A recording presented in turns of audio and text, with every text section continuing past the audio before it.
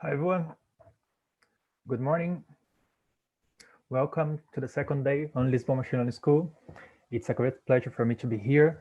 I will be presenting today André Martins. André Martins will be giving the first talk of the day to all of you.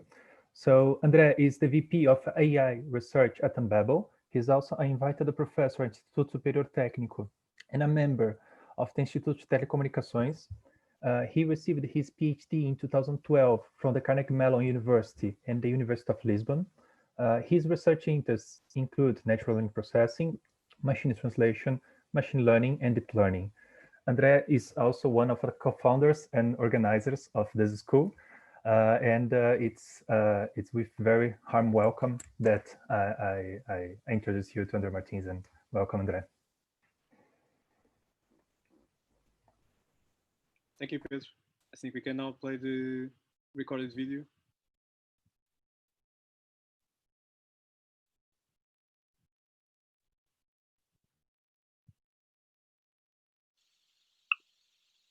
Hi, hello everyone. My name is André Martins. I'm a professor at the University of Lisbon at Técnico, and I'm a researcher at Embebel. And today I'm going to talk about linear classifiers. So first of all, why do we need a lecture on linear classifiers at the Lisbon Machine Learning School? After all, it's 2020, and everybody now uses neural networks. Well, there are 4 reasons to have a lecture on this topic. The first one is that the underlying machine learning concepts are the same for neural networks and linear classifiers, as we shall see. The second one is that the theory, in particular the statistical and optimization properties of linear classifiers, are much better understood. The third reason is that linear classifiers are still widely used, and they are very effective when data is scarce, where neural networks often perform poorly.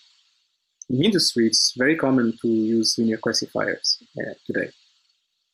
The fourth reason is that linear classifiers can be regarded as a component of neural networks. Here's an example that shows the last point. In this example, we have a neural network that receives as inputs an image, in this example, the image of a dog, and the goal is to classify this image as a dog or a cat. So there are several layers, all connected. This is a feed-forward neural network. And we are going to focus on the last layer, the output layer. So if you look at this last layer, the input units of this layer can be regarded as representations or features of the image. And the output is one of these 2 classes, dog or cat. We can regard this output layer in isolation as a linear classifier. So this is the sort of classifiers that we will be looking at today. The difference between these and a neural network is that instead of letting the neural network learning internal representations, these features are typically handcrafted. Here's the roadmap for today. We're going to start by briefly covering linear regression. Then we'll jump to binary and multi-class classification. Then we'll talk about linear classifiers. We're going to spend some time talking about the Perceptron Algorithm, the naive-Bayes classifier, logistic regression, and support vector machines. We'll cover the softmax transformation and sparse-max. And then we're going to talk about regularization and optimization, namely stochastic gradient descent. And finally, we will finish the lecture by talking about similarity-based classifiers and a little bit of kernel methods. Here are some examples of tasks that fall into this category of classification. One example is binary classification. For example, if you're giving an email, and the goal is to classify this email as spam or not spam. There's only 2 classes here, spam and not spam.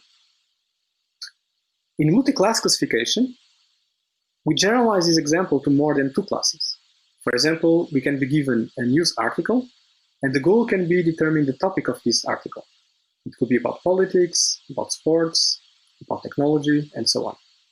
In this example that I'm showing here, this is a news article about AlphaGo that achieved this important landmark of beating a human champion in the game of Go. So this falls into the category of technology, and the goal is to learn a system that is able to predict the correct category for this article. All right, so I'm going to start with data and feature representation. Here's a disclaimer. Some of the following slides are adapted from a lecture by Ryan McDonald that he gave at LXMLS a few years ago. And let's start with a very, very simple example. Let's suppose that we get to observe some simple sequences with symbols that we don't really understand what they mean. And we observe these sequences together with a label. And then the goal is to, based on what we saw, generalize to predict the label of new sequences. So let's suppose that the first training sequence is asterisk called circle, as in this example. The second sequence could be something like asterisk, arts, and triangle. And for these two examples, the label is -1. The third example could be a sequence like asterisk, triangle, spades with a label +1. And the last example is a sequence golds, triangle, circle, also with a label +1. And now that we are given this training data, let's suppose that at test time, we are giving a new sequence and we want to predict its label. In this case, the sequence that we get is asterisk, golds, circle. What should be the label of this sequence? So if you look carefully at the training data, you might realize that this is exactly like example number 1.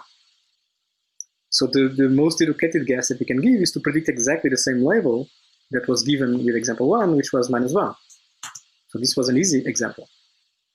But now let's suppose that we see a sequence that is different from everything else that we have observed before. In this case, it's asterisk, golds, arts. Well, we can still count how often do we see asterisks in the examples, how often we see golds, how often do we see arts. And by looking at these frequencies, we are probably going to guess that the label of this is going to be -1. And in this other example, if the sequence is asterisk, triangle, circle, this one is a little bit harder because we see, for example, asterisks twice with label -1 and once with label +1. But we see triangles with the opposite distribution, twice with label +1 and once with label -1. And circles occur once with each label. So we don't really know what to predict here. We might just predict something at random. But so in general, why can we solve this sort of problems? So let's think a little bit deeper on these examples. One thing that you can do is to count some relative frequencies and use them as estimates for probabilities. For example, if you want to estimate the probability of -1 given an asterisk, we can count how often we saw asterisk and the label -1 together, divide by how many times we saw just asterisk, and this relative frequency of 2/3 would be an estimate of this probability. And we can do the same thing, for the other label, and the same thing for the other symbols for each of the two labels. If you do that with the first sequence that we're given, then we conclude that all these frequencies, all these probabilities are larger for the label -1, and therefore we might want to predict -1. For the second sequence, the one that was harder, we can do exactly the same, but if you do that, we arrive at a tie, because these relative frequencies are all symmetric. So this one is a little bit harder to predict. But so in general, this simple example illustrates what we usually need to do with machine learning. First, we need to define a model or a distribution of interest. In doing so, we might need to make some assumptions. We typically need to do them. And third, given that model that makes those assumptions, we need to fit this model to the data. So in the example that we just saw, the assumption that we are making is called the naive Bayes assumption, and we're going to cover that later. So this assumption is essentially stating that all symbols are independent, conditionally independent from each other, given the label. Therefore, we can write the joint probability of symbol 1 to symbol n given the label, which is the probability of the sequence given the label, as a product of the probability of the individual symbols given the label. And this is what drives the predictions that we made earlier. Of course, we need to estimate these probabilities, and this is what to do by counting and normalizing, which can be regarded as a maximum likelihood estimate of these probabilities. So we are all going to look at these with more detail a little bit later in this lecture. Let's set up some notation that we're going to use throughout this talk. So we are going to denote our inputs by X. Examples of inputs could be news articles, sentences, images, and so on. And we're going to denote outputs by the letter Y. In this case, it could be spam or not spam. It could be a topic of an article. It could be a parse tree for a sentence. It could be a segmentation for an image, and so on and so forth. And often we are going to talk about input-output pairs. This is basically one X paired with one Y. For example, a news article together with a topic, a sentence together with a parse tree, an image partitioned into segmentation regions, and so on.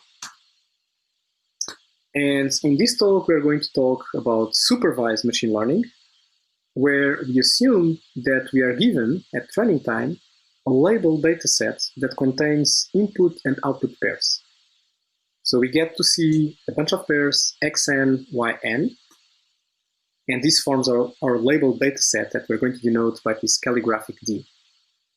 And the goal is to use this data to learn a predictor age, for example, a classifier, which is just a function that maps from X to Y. So a function that given an X predicts a Y.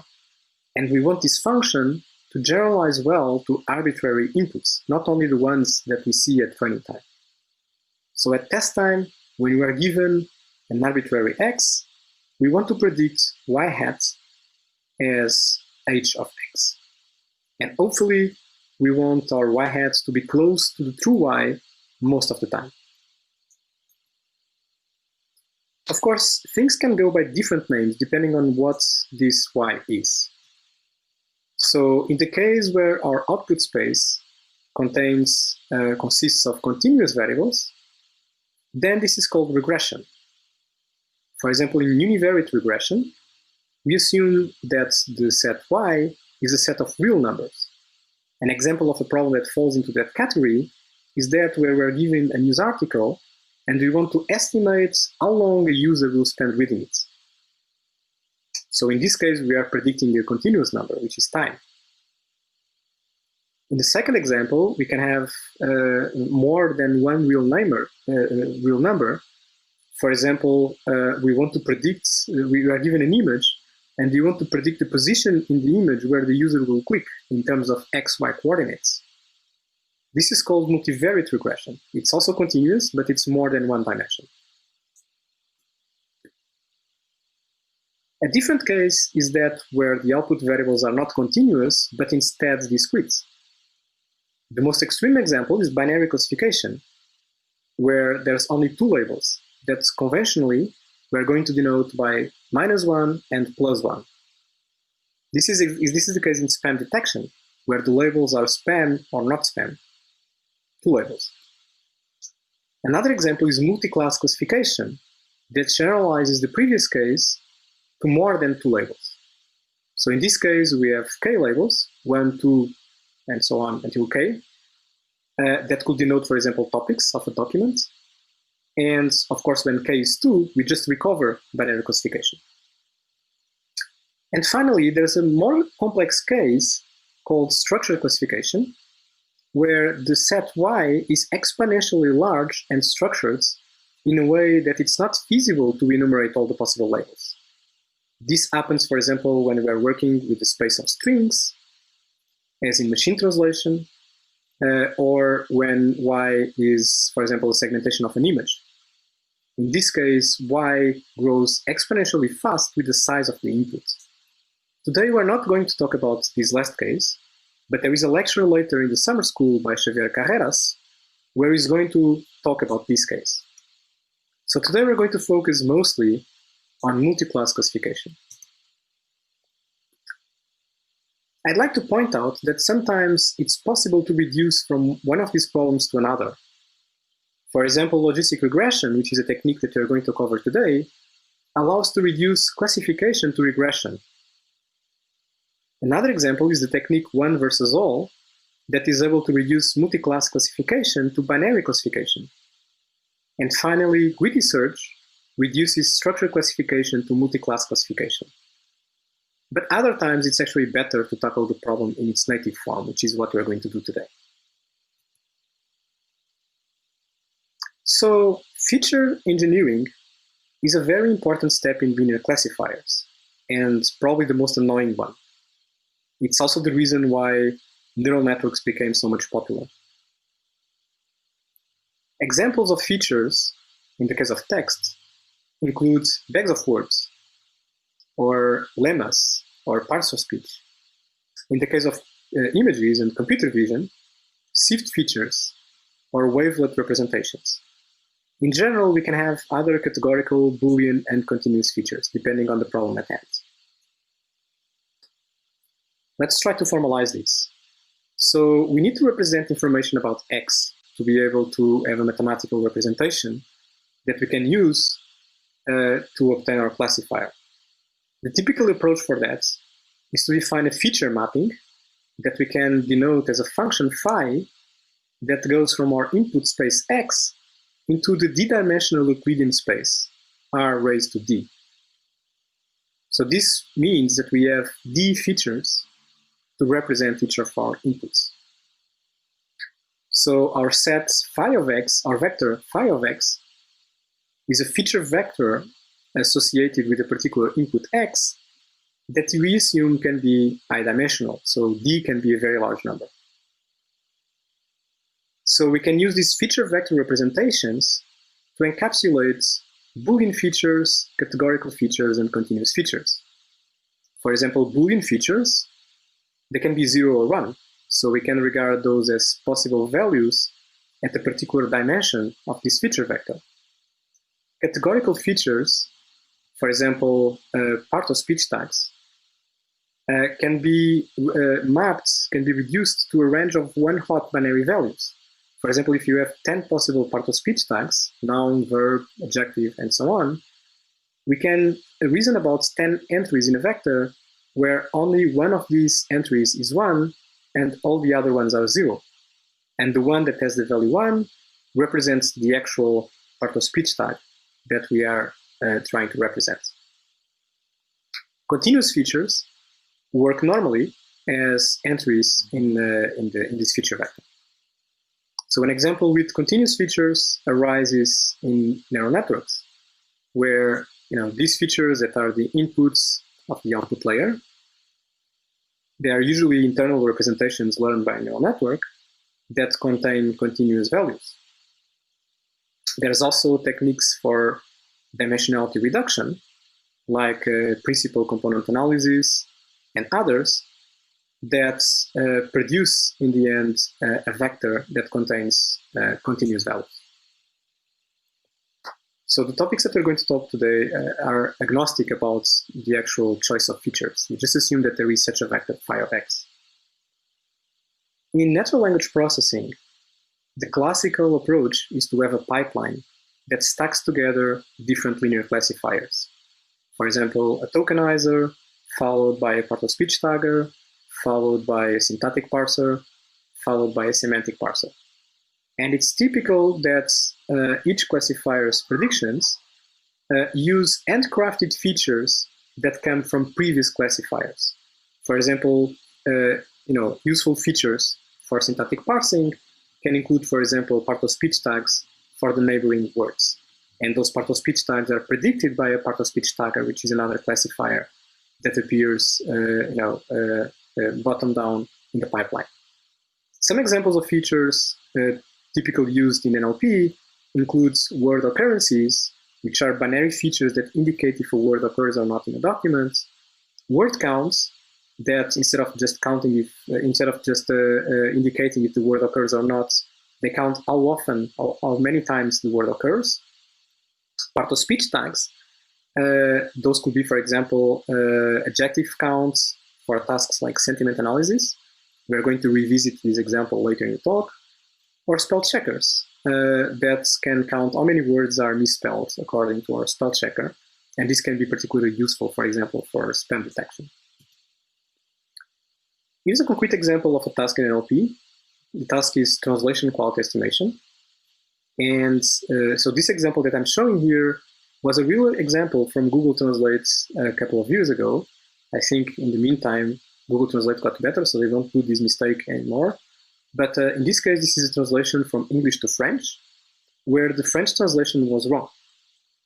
And if you look at at these two sentences and you know a little bit of French, you might realize that the reason why it's wrong is that work in this English sentence is a verb, but it appears as travail in French, which is a noun. So the system is confusing work as a verb into work as a noun.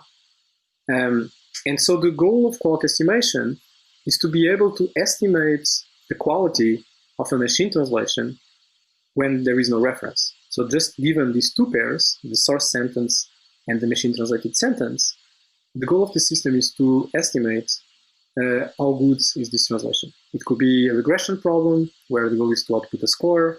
It could be a binary problem where the goal is to just say if the translation is good or not. There's several variants. And just to give you an idea, I'm not going to talk about this task in detail, but this is a realistic set of handcrafted features for a popular system for quality estimation from a few years ago. And this is just a quick snapshot, but there's a lot more features that are used. And they consider things like how many tokens, how many words are there in the source and in the target, what's the language model probability of the source and target segments. If you go further down, what's the ratio of nouns, verbs, and so on in the source and target segments, and so on and so forth. All these features have been handcrafted, which can be a very tedious task. So an alternative to feature engineering is representation learning. So the big disadvantage of feature engineering is that, well, it's a black art. It requires a lot of back and forth experimentation, and this can be very time consuming. But it's also a good way of encoding prior knowledge. So for example, for the quality estimation problem, our prior knowledge tells us that it's unlikely that the French translation will contain a very different number of words than the English translation. So for example, if the English sentence has 4 words, it's unlikely that the French translation will have 20 words. And we can easily express that as a feature, and the model can learn a weight for that feature. So there's other more complex examples where you can encode prior knowledge, and this is still widely used in practice. In particular, if we don't have enough data, so it's widely used in industry for developing many systems. Of course, representation learning is one alternative that does not require this feature engineering, and this is what underlies neural networks that Biksha Rai is going to talk about tomorrow. This concludes the first part of the talk. The next topic is going to be regression.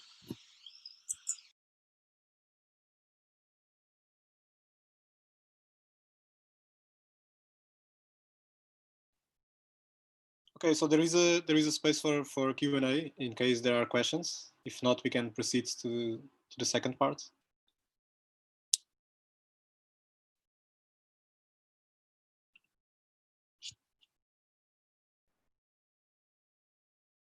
Okay, so I don't see anything in the Q&A space. So let's move on.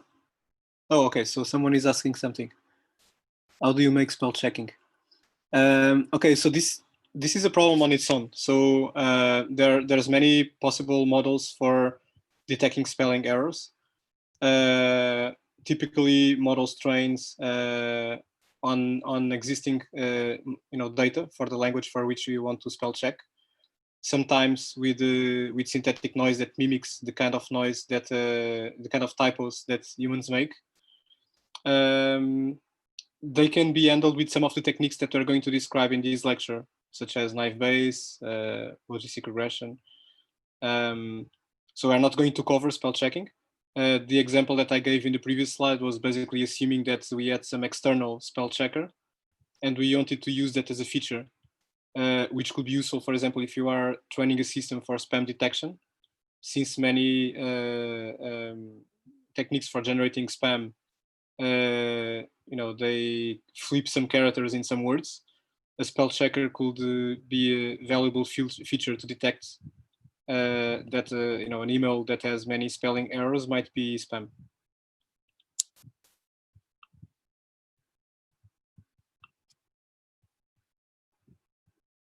Okay, so since there are no further questions, I think we can proceed to the second part.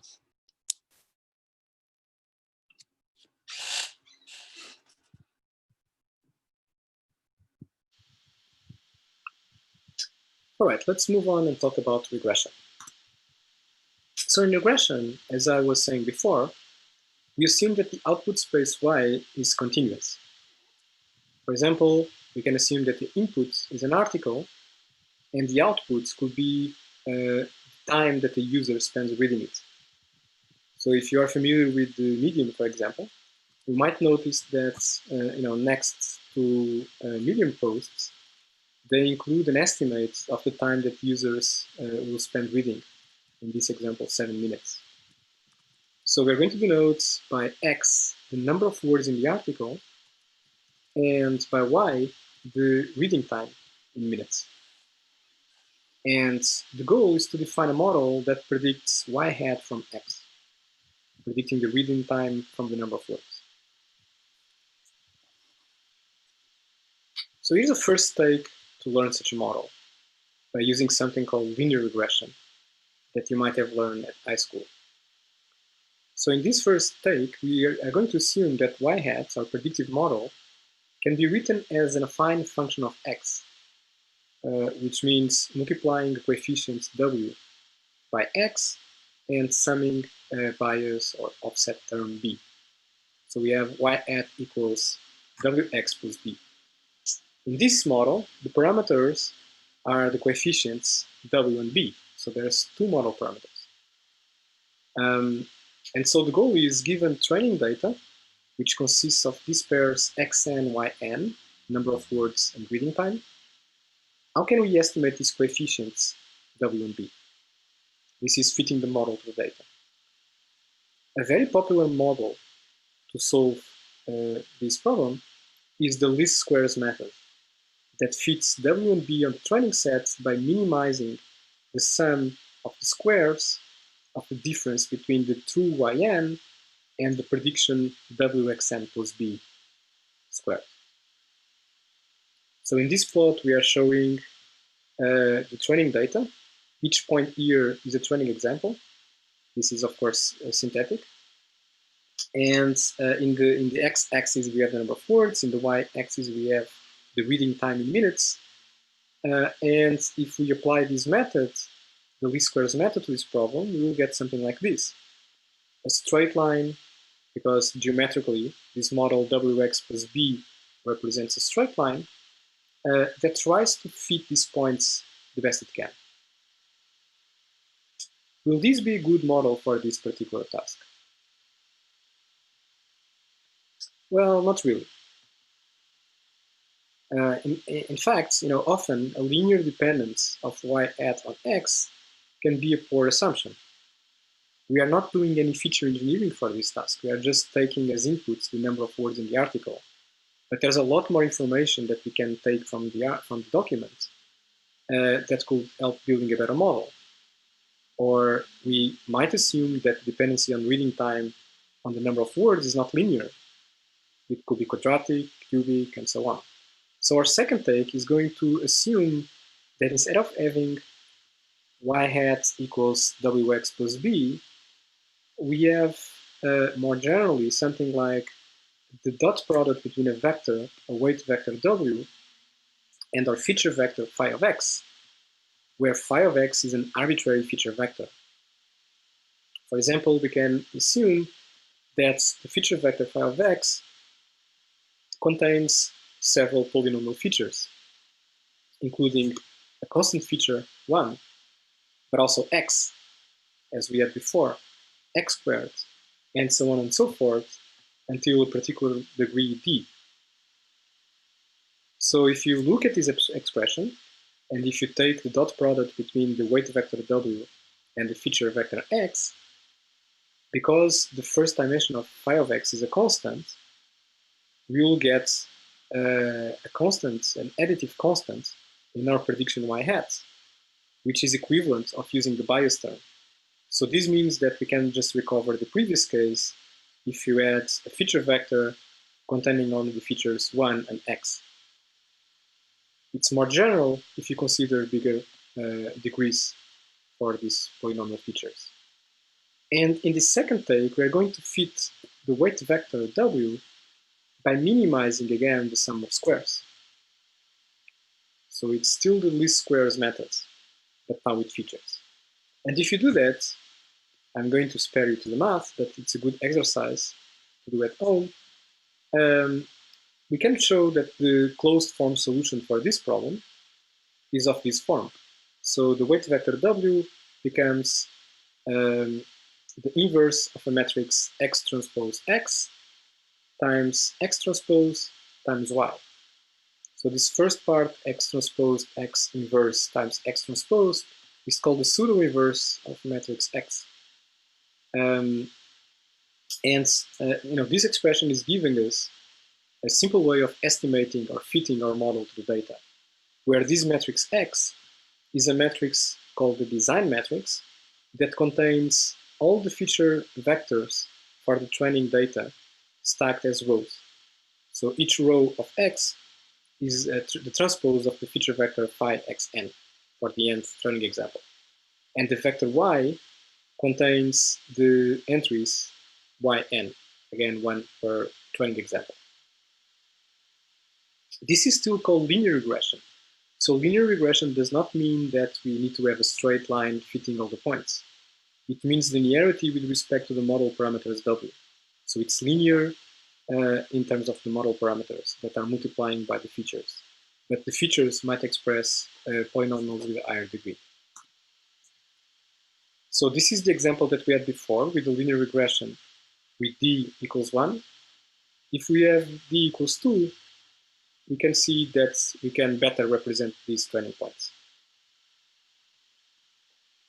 So linear regression with the least squares method corresponds to using a loss function that is called the squared loss. This loss function can be written as L between y and y hat, which means between the true value and our estimate, equal to 1/2 of the square between y minus y hat. This is why it's called the squared loss, because there is this squared dependency on the difference between y and y hat, where y hat is our prediction that can be written as a dot product between the vector W and the feature vector phi of x. So this means that the model is fit to the training data by minimizing this loss function. So if you look at the expression, the least squares expression, each term inside this sum corresponds to this loss function. We're going to come back to loss functions a little bit later in the talk. It's also possible to interpret the least squares method probabilistically. So if you assume that the data is generated stochastically according to this expression, so if you assume that there is a true parameter vector W star and that the data is generated by getting our feature vector phi of x for a particular input x, take the dot product between W star and phi of x and adding noise, where we assume that the noise is Gaussian with zero mean and some variance sigma squares, and the variance is fixed, so the same variance for all data points x. Then we can write so you can regard y as a random variable because the variable n is a random variable, and we can write it as a Gaussian random variable where the mean is the dot product between W star in dot product with phi of x and with variance sigma squared. And then the weight vector given by least squares corresponds precisely to the maximum likelihood estimate under this model. We're going to talk a little bit more about maximum likelihood estimates in this talk, But here's a one-side proof of the above statement. So recall that the Gaussian distribution, as we saw in the lecture yesterday, is written like this. So there is an exponential times a quadratic term that depends on the difference between y and the mean mu. So the maximum likelihood estimate is the value of w that maximizes the probability of the data. If you assume that the data is generated IID, then this can be written as a product of terms probability of yn given xn. And now, because maximizing the product of the probabilities is the same as maximizing the log of that, and because the product of the log is the sum of the log, the log of the products is the sum of the logs, then we can write this as the sum of log p of yn given xn. And now, by looking at the expression of the Gaussian, we can write the log of p of yn given xn as this quadratic function, and this can be written up to a constant and up to a scaling. It can be written in this form. So we are minimizing the sum of the squares between yn and our yn at.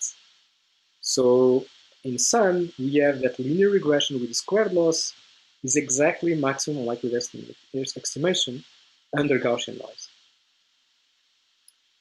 There's other regression losses that are very popular. We talked about the squared loss, which is arguably the most popular one. But there's also the absolute error loss that instead of penalizing the squares of the differences between y and y hats, penalizes the absolute values. If we want to plot all these losses, the squared loss corresponds to this parabola, where the x-axis here is the difference between y and y hats, and the y-axis is the value of the loss, while the absolute loss is the blue line, which is basically the plot of the absolute value function. Another popular loss is something called the Huber loss, which is particularly relevant in robust statistics, where the goal is to decrease sensitivity on outliers. So the Huber loss is defined like this. So between -1 and 1, it's just like the square loss, but then for values of errors that are bigger than 1 or smaller than -1, then this loss function is linearized. So it becomes more similar to the absolute error loss for big errors. And the reason why this loss function is less sensitive to outliers is that if we have a point that is very far away from where the noise is particularly has a larger magnitude, the squared loss penalizes these points very heavily because the loss function goes very quickly, quadratically, with the error, while the Huber loss grows only linearly. So another concept that is going to be very important in this talk is that of overfitting and underfitting. So earlier we saw an example of underfitting where we tried to fit a straight line to our training data that contains the number of words and the reading time. We saw that using a straight line for fitting those points were a very poor assumption. And the quadratic line, using the quadratic function was better. So we also have the opposite case. If we pick a model that is too complex, which means has too many parameters, and the data is scarce, we run the risk of overfitting. So in this example, we have an example where the function is of underfitting. This is the case we have seen before. We have an example where there is a good fit, so it's balanced. And we have a case of overfitting where we have a very complex polynomial or a function that is trying to fit all these points very precisely. So the squared error is probably smaller in this example than the other two, but this has very poor generalization capacity because if you get a new point, then it runs the risk of having a very large test error because the model is just memorizing the training data perfectly, but sacrificing generalization capabilities. To avoid overfitting, we need something called regularization, which we are going to cover later in the talk. Another concept that is useful to consider here is that of maximum a posteriori, which is one step further from the maximum likelihood estimates that we have seen before.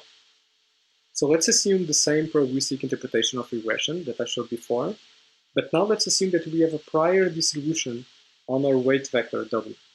For example, let's assume that our prior probability of W is that W is a Gaussian variable with zero mean and with some diagonal covariance, with some constant value, sigma W squared.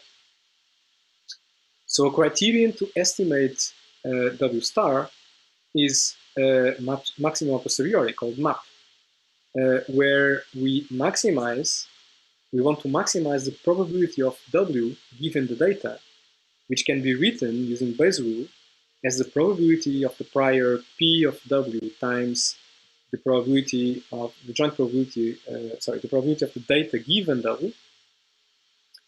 And the second term, assuming that the data is generated IID, can be written as the probability of Yn given Xn and W.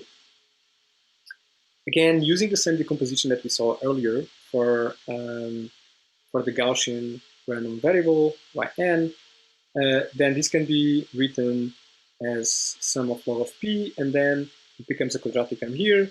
But the new thing that we have in this slide is that we have a quadratic term that depends on the square of the norm of W.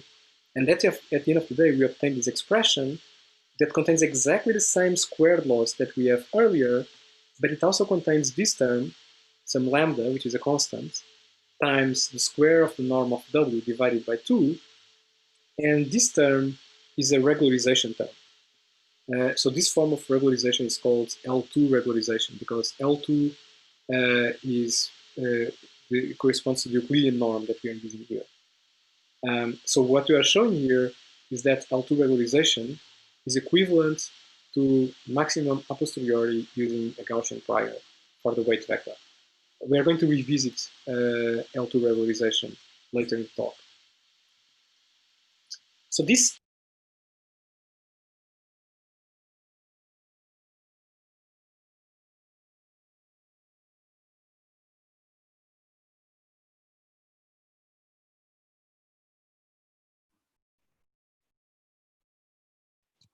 All right, so there's a few questions that I'm going to answer here. I answered a few live during the talk.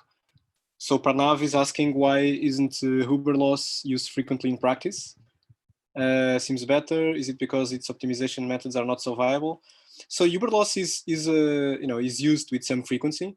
The question about being better or not than the squared loss depends on the problem at hand. So in one of the slides that I presented, I showed that if your noise is Gaussian, then squared loss is optimal in the sense of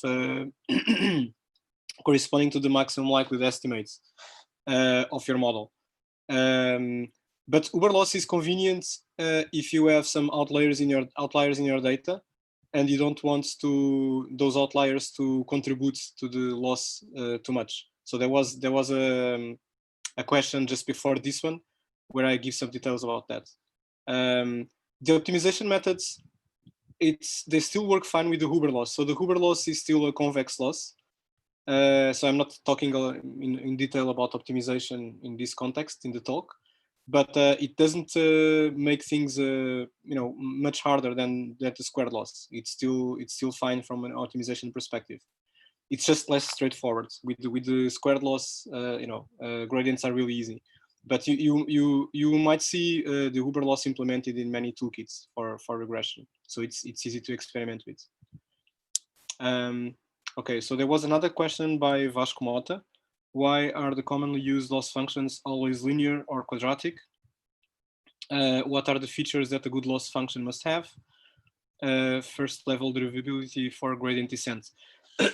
Yeah, so if we are using gradient methods for solving the underlying optimization problem in regression, then we want your loss function to be differentiable, or at least to have subgradients I will talk a little bit about subgradient methods later in the talk in the context of SVMs. And if your loss function is non-convex, it's well, in the context of linear models, it's less appealing. But there are some other alternatives that are suitable for problems that have certain peculiarities. So, for example, if you have a lot of outliers in your problem, then even the Uber loss might not be good enough. It's still limited. So there are methods that are particularly tailored to deal with outliers. And yeah, so but loss functions being linear or quadratic just simplifies the computation of gradients and the optimization. So I would say it's kind of the simplest possible forms of loss functions that you want to use for convenience.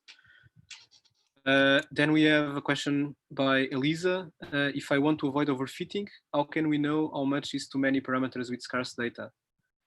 So the typical approach is you write an objective function that combines your loss function with a regularizer.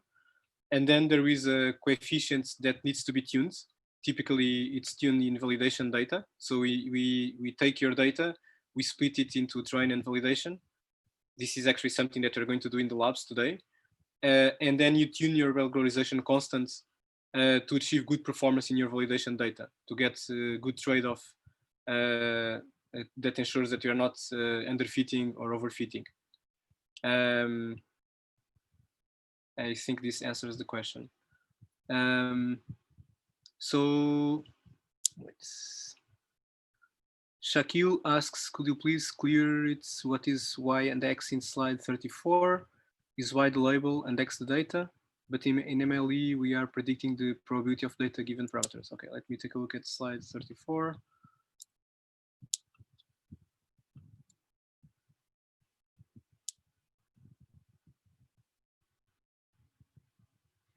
Yeah, so xn is the nth example.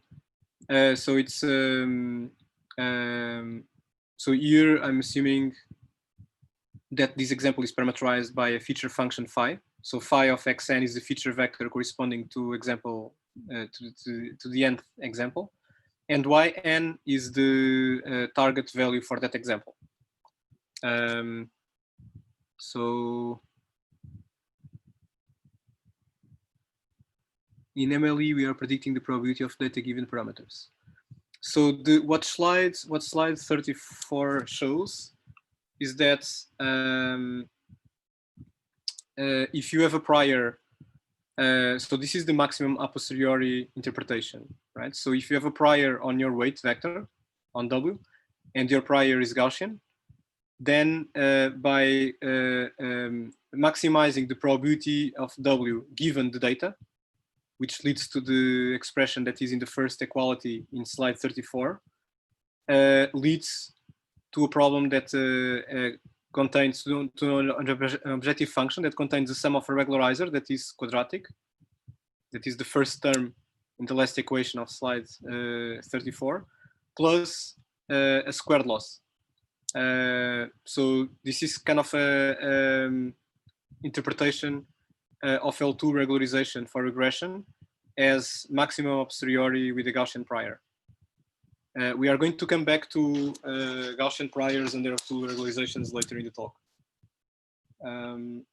Okay, what else? Okay, let me start closing some of these.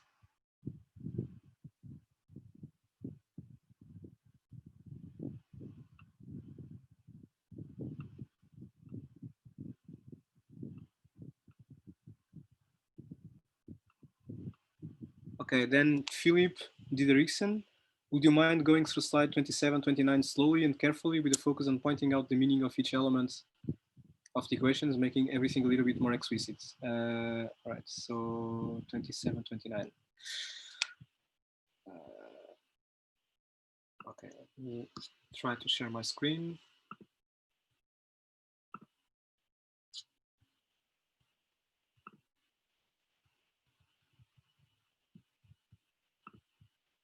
Can you see my screen? there's no videos, but Yes. right.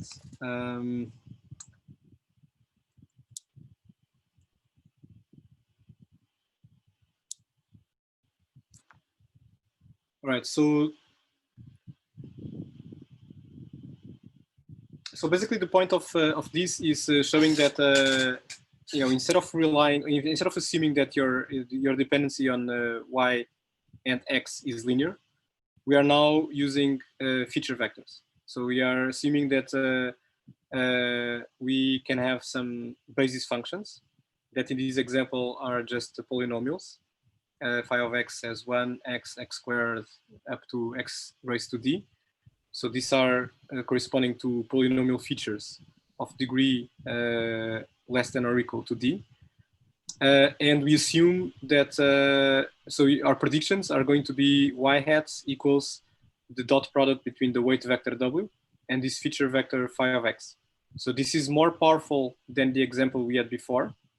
So we can recover the example in the previous slide if we just set phi of x to contain the features 1 and x, right? If you have 1 and x, then you get the dot product between w, which is a two-dimensional vector, and the feature vector containing entries 1 and x, and this just becomes an affine function. So you get something like w0 plus w1 times x. Okay, but in general, you can have polynomials with higher degree by considering more features than just 1 and x. So there is the second point that I'm making here is something that we are going to revisit throughout the lecture. The fact that we are using this constant feature 1 allows us to capture the bias term that we had in the previous slide. So let me just jump to the previous slide. Okay, so actually,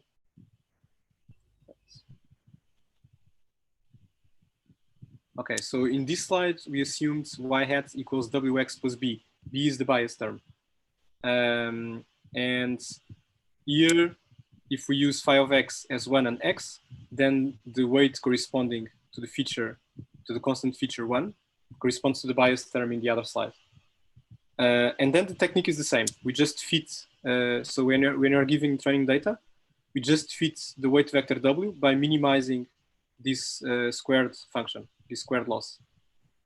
And it just turns out, I don't derive it in the slide, but you can prove that the closed form solution of this problem is the expression that I have in the slide. So where you get x transpose x inverse times x transpose times y. So let me just explain what the matrix x and the vector y are, because there was some questions about that. So I might have gone too fast here. So the x is called the design matrix. It contains, so the dimension of this matrix is number of training examples by number of features. And each row in this matrix contains a feature vector for a single example. So each row is something of the form phi of xn. I'm transposing here because I now want these feature vectors to be row vectors instead of column vectors. And the y vector is basically collecting all the target values for all the training examples. So the dimensionality of this column vector y is a number of training examples. So the nth entry of this vector is the target value yn.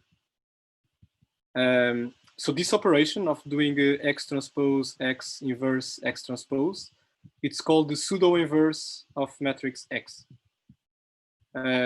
So in particular, if the matrix X was a square and invertible, this will be exactly the same as the inverse of X.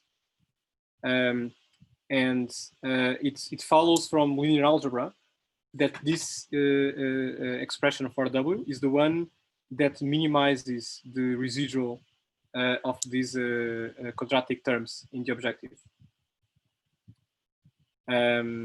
Okay, so, and this is this is what we had before, just using as features 1 and x.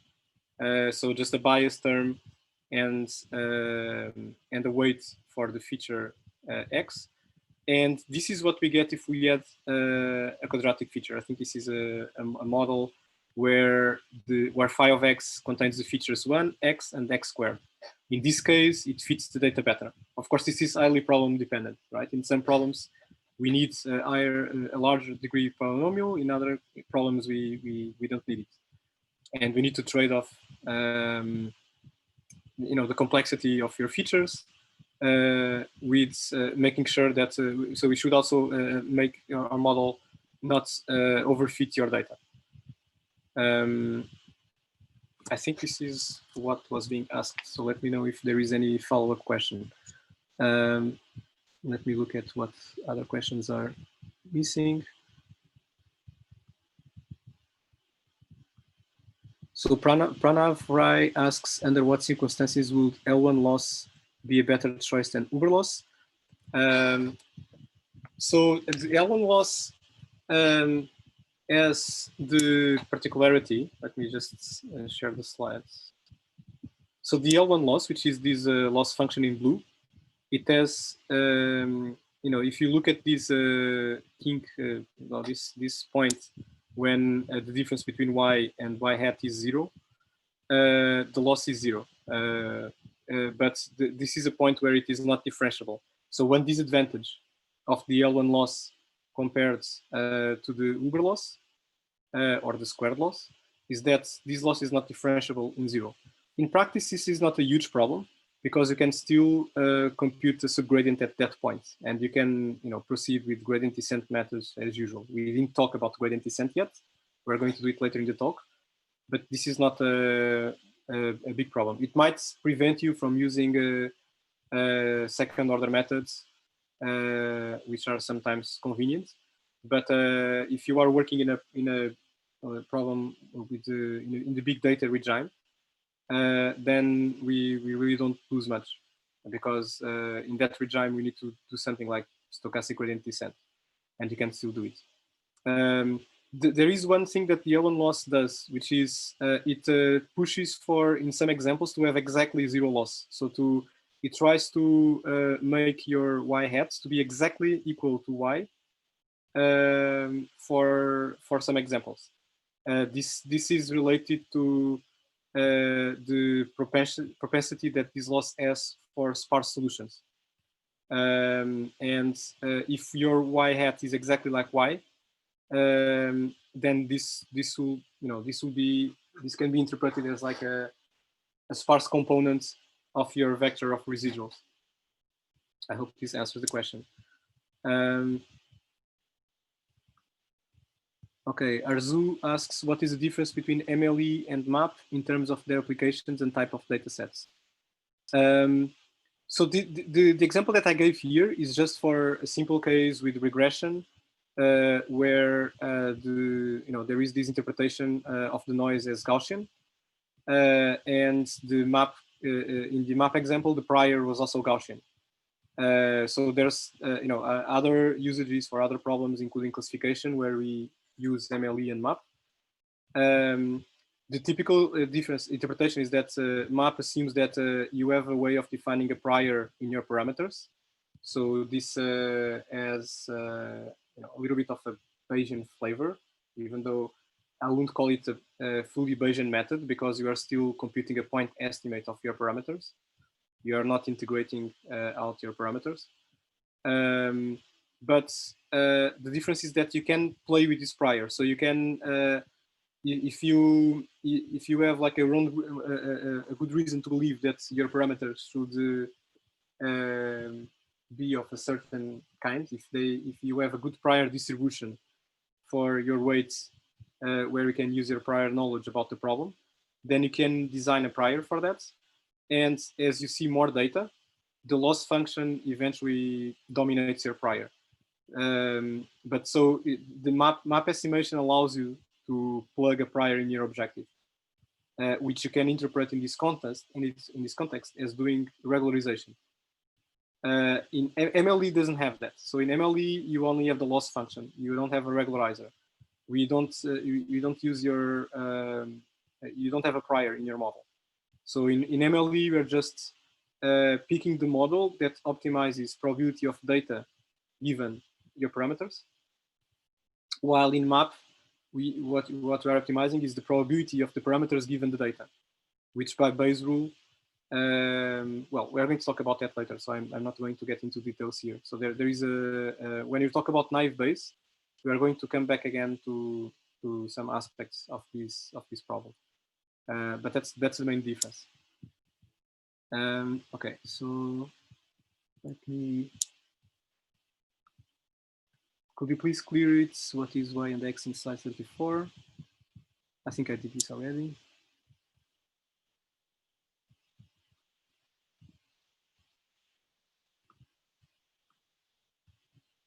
Is there a way to avoid the pseudo-inverse computation? Yes, that's a great question. So in the example that I gave here, there is a closed form solution for regression, which is great if you don't have too much data. If you have too much data, computing this pseudo-inverse can be super expensive. It will take cubic time. Well, in this case, it's not just the data; it's also the number of features. So it will take.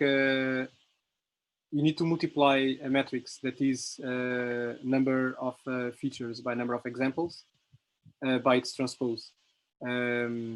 So the complexity will grow as you have more data, and to invert to do the inversion operation that is required in the pseudo-inverse computation, you incur a cubic cost in the number of features.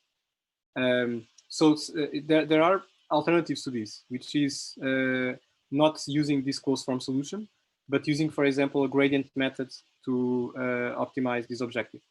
So you can easily compute gradients with respect to this loss. We are going to see some examples in the context of classification, but the same strategy also works for regression. And in that case, we have an iterative method that converges to the correct solution. So it will give you, in the limit, the same solution as the closed form expression, but it can be cheaper in the sense that we don't need to compute the pseudo-inverse. So in some cases, it's preferable. What should we do to minimize the losses if we have less data?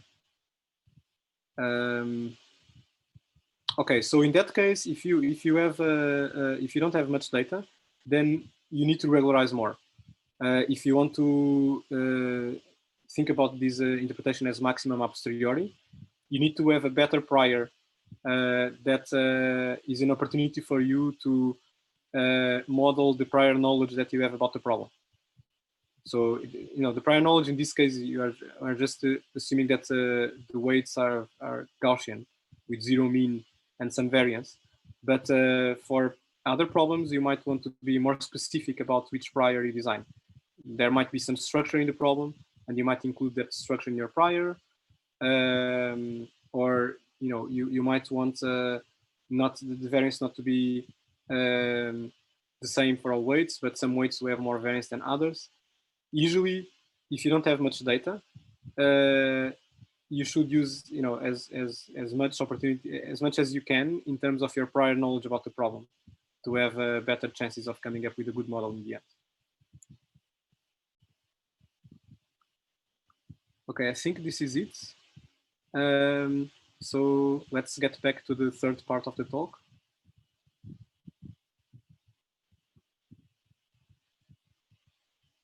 I will stop sharing.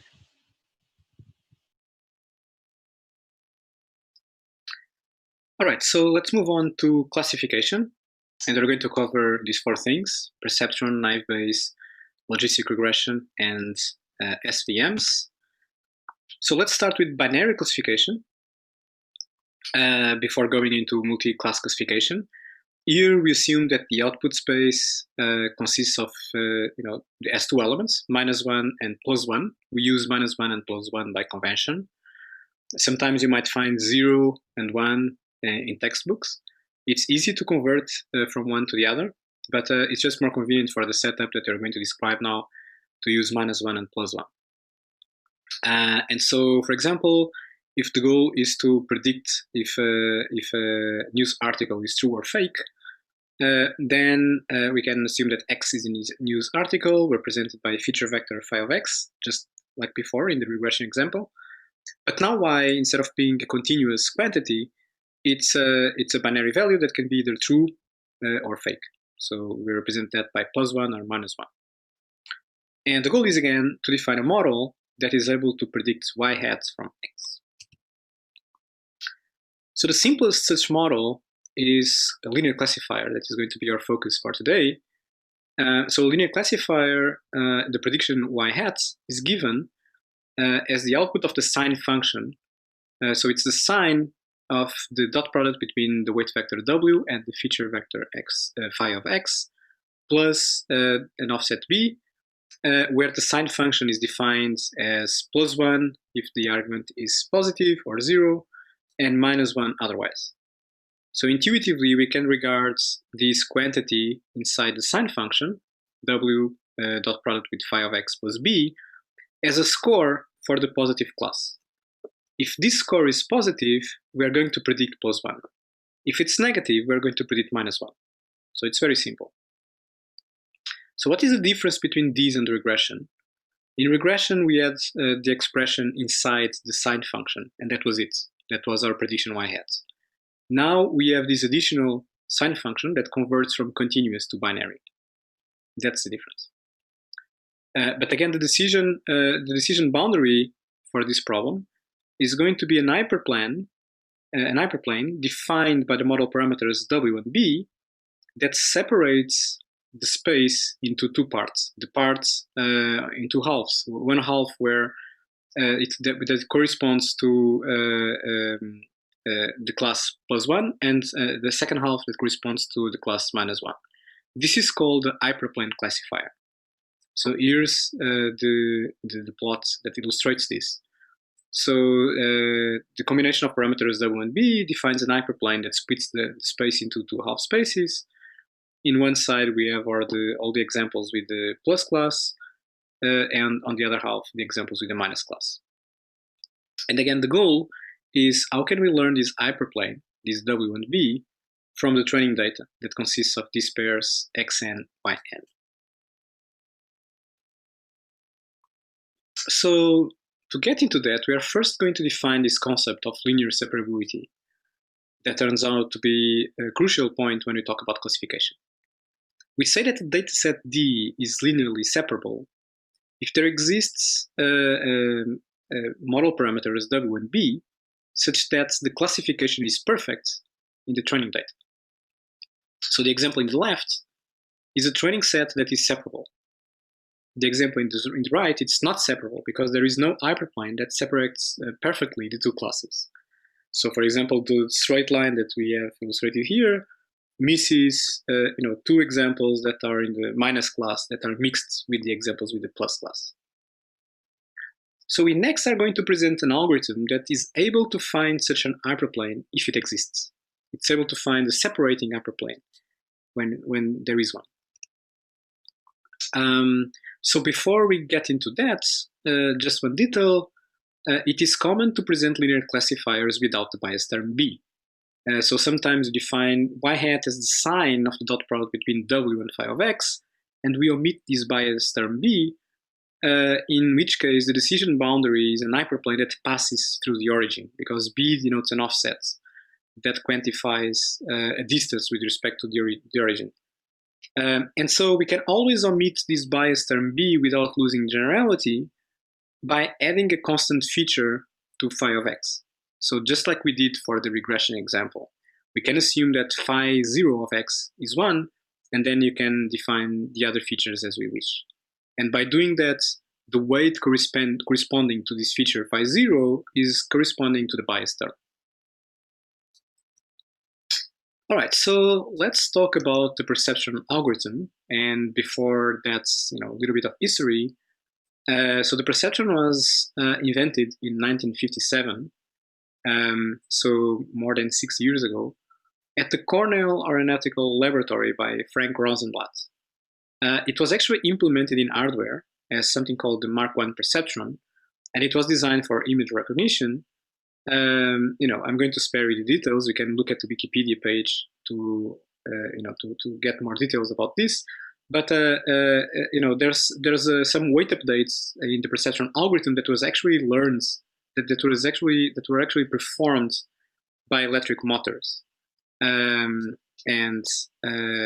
now we're going to talk about the algorithm and not the hardware parts.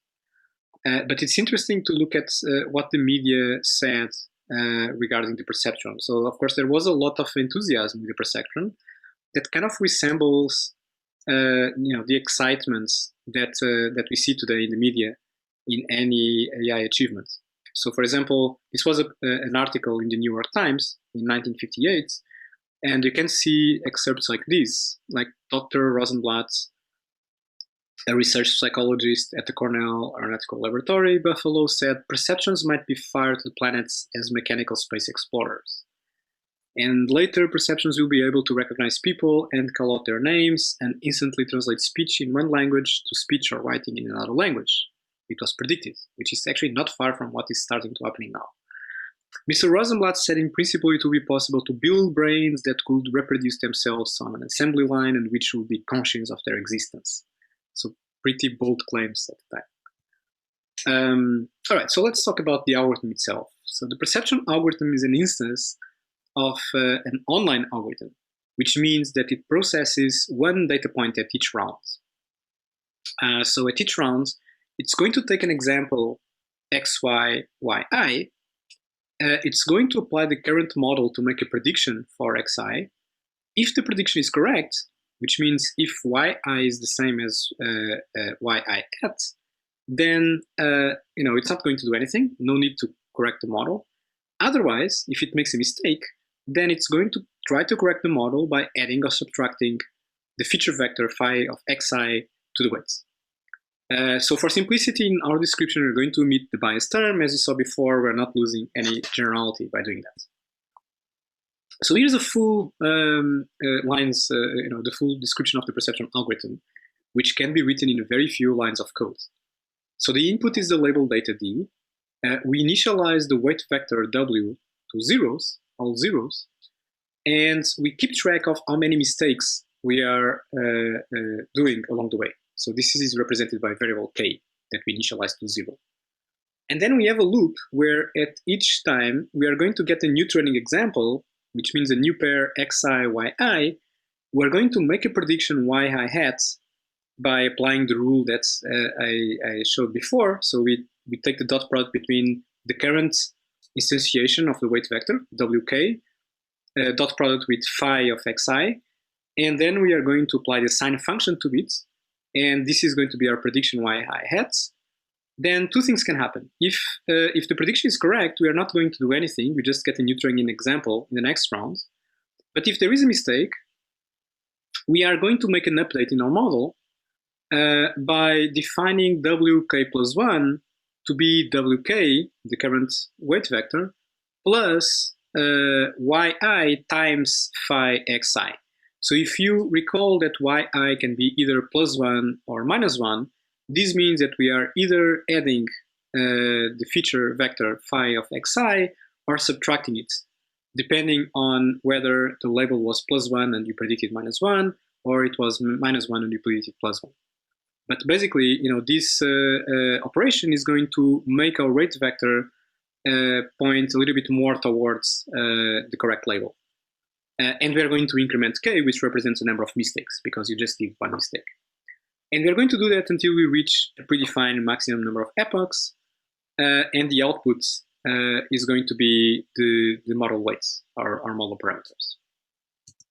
So this is it. It's a very simple algorithm. It's extremely elegant, very easy to implement. It can be extended to multi-class classification. We're going to see that later, to structure prediction.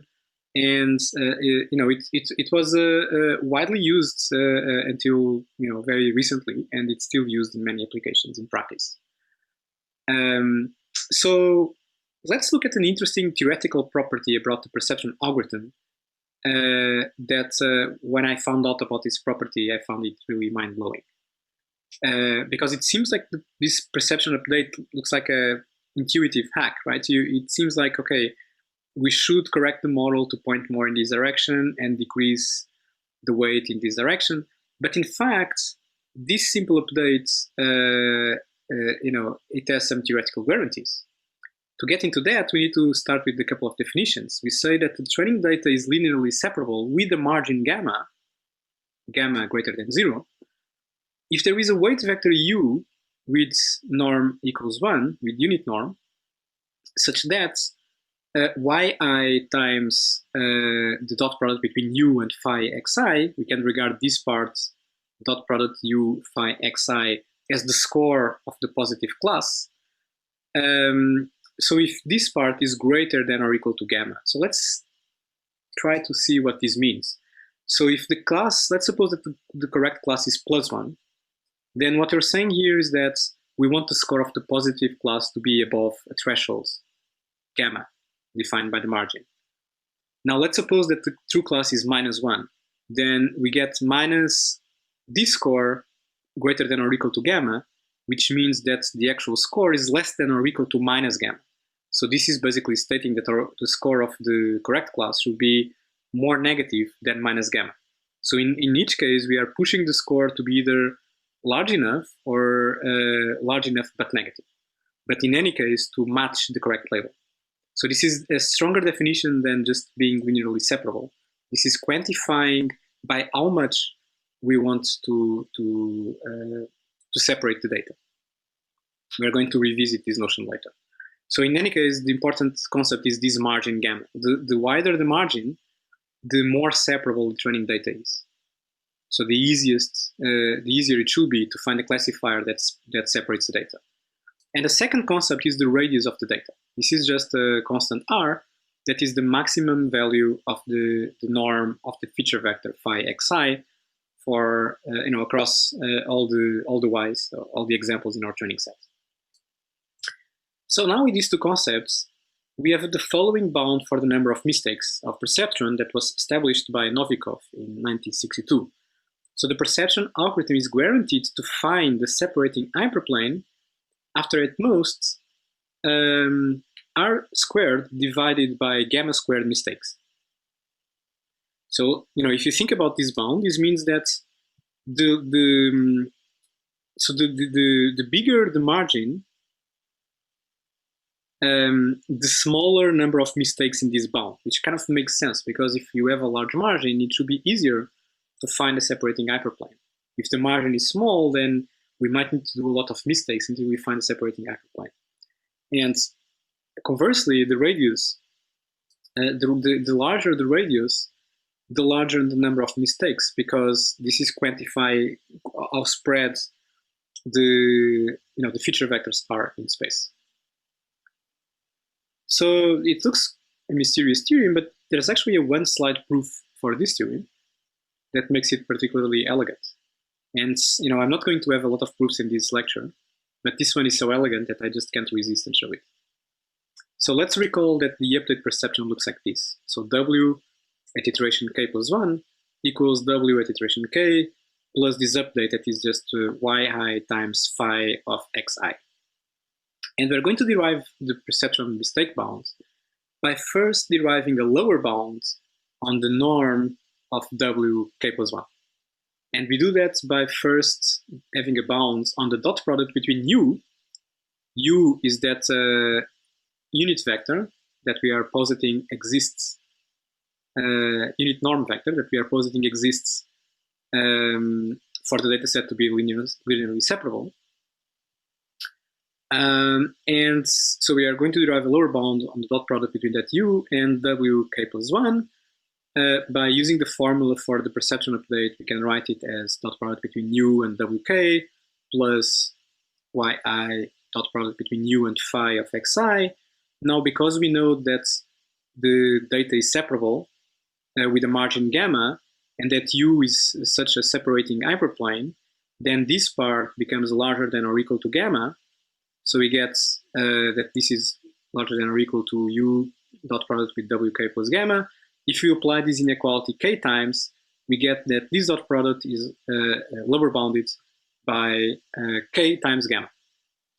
Okay, so now the norm of wk plus 1 equals, because we have said before that the vector u is unit norm by definition, so we can multiply the norm of u, which is 1, times the norm of wk plus 1, and by Cauchy-Schwarz inequality, the product of the norms is greater than or equal than the absolute value of the dot product And this is U dot product with W plus 1, which by the previous expression is lower bounded by K times gamma.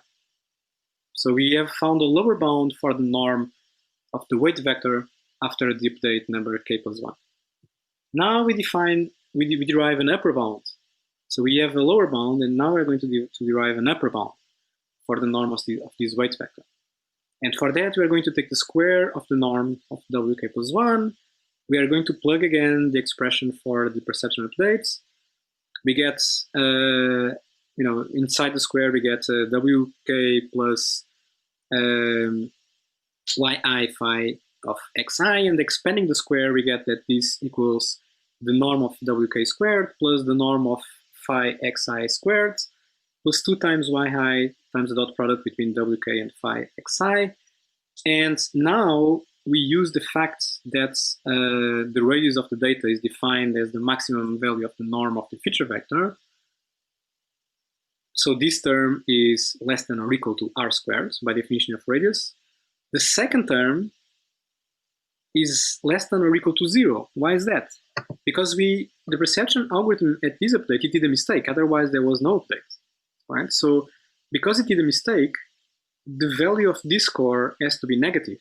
The yi, the sign of yi needs to be different from the sign of wk dot product with phi xi. So this term needs to be negative, and therefore this entire thing is less than or equal to the squared norm of wk plus r squared. And again, if you apply this inequality k times, you get that this squared norm is upper bounded by k times r squared. And now we have a lower bound on the norm and an upper bound on the norm. We can just sandwich these two bounds, and we get that k gamma squared is less than or equal to k r squared, which implies that k is upper bounded by r squared divided by gamma squared. That's it. So this is what gets us into Novikov theorem. It can be proven in one slide. It's a very elegant proof. All right, so this is very nice. We have seen that this simple perception update can find us separating hyperplane. But what about cases in which we might not have that separating hyperplane?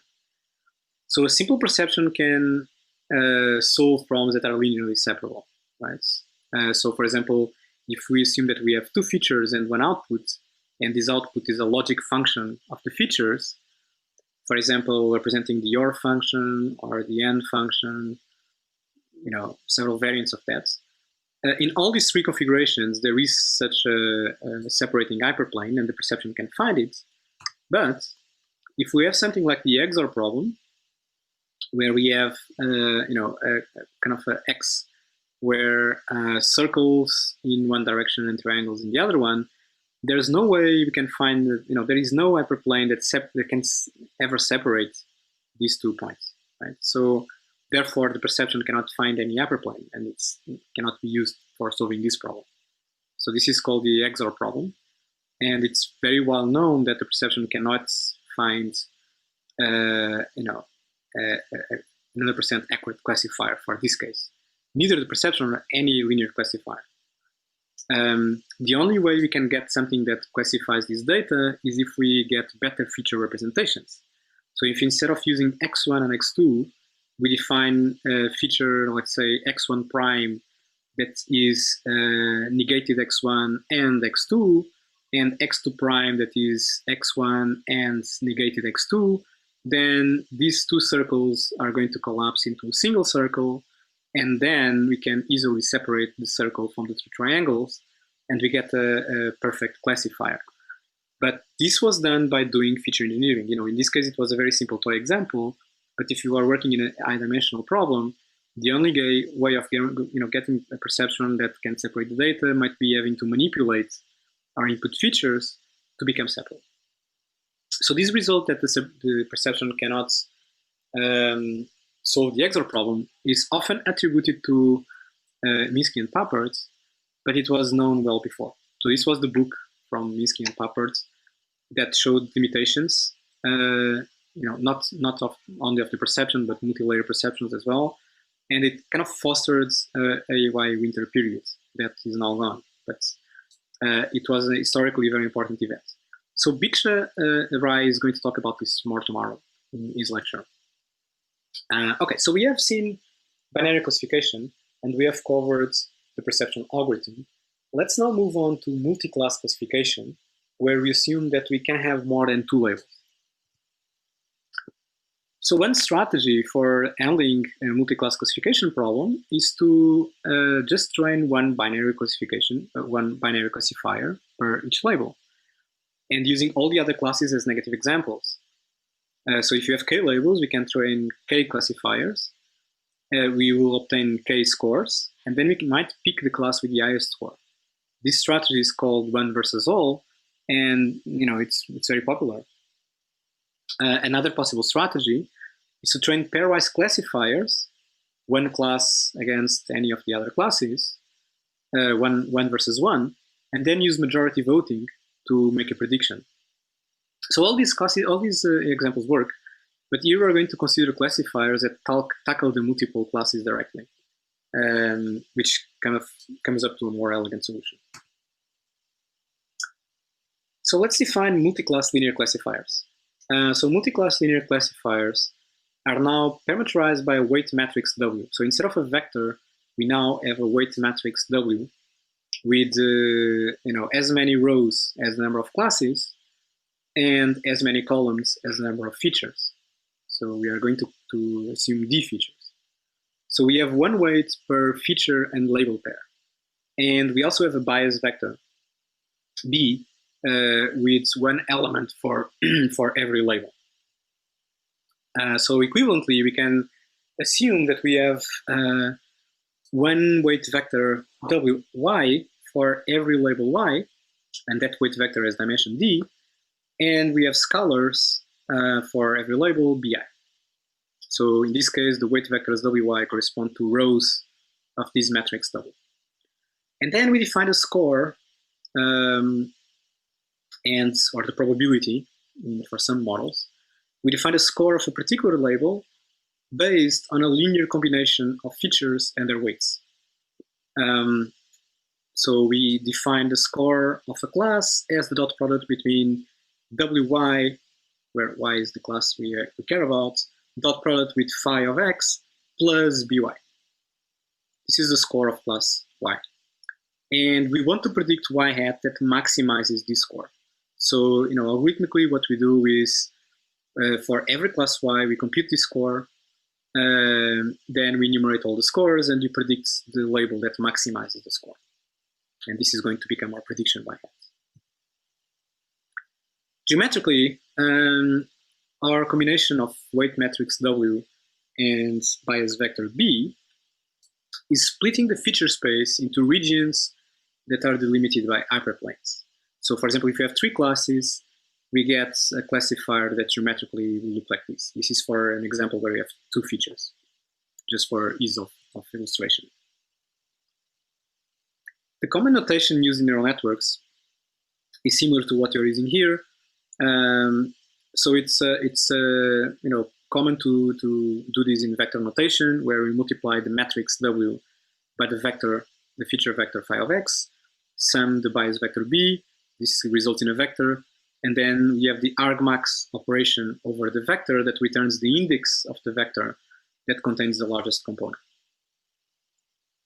It's the same thing. So one thing that we should point out is that multi-class recovers binary. So if you only have 2 classes, let's say Y is -1 and +1, this formulation recovers the binary classifier that we presented earlier.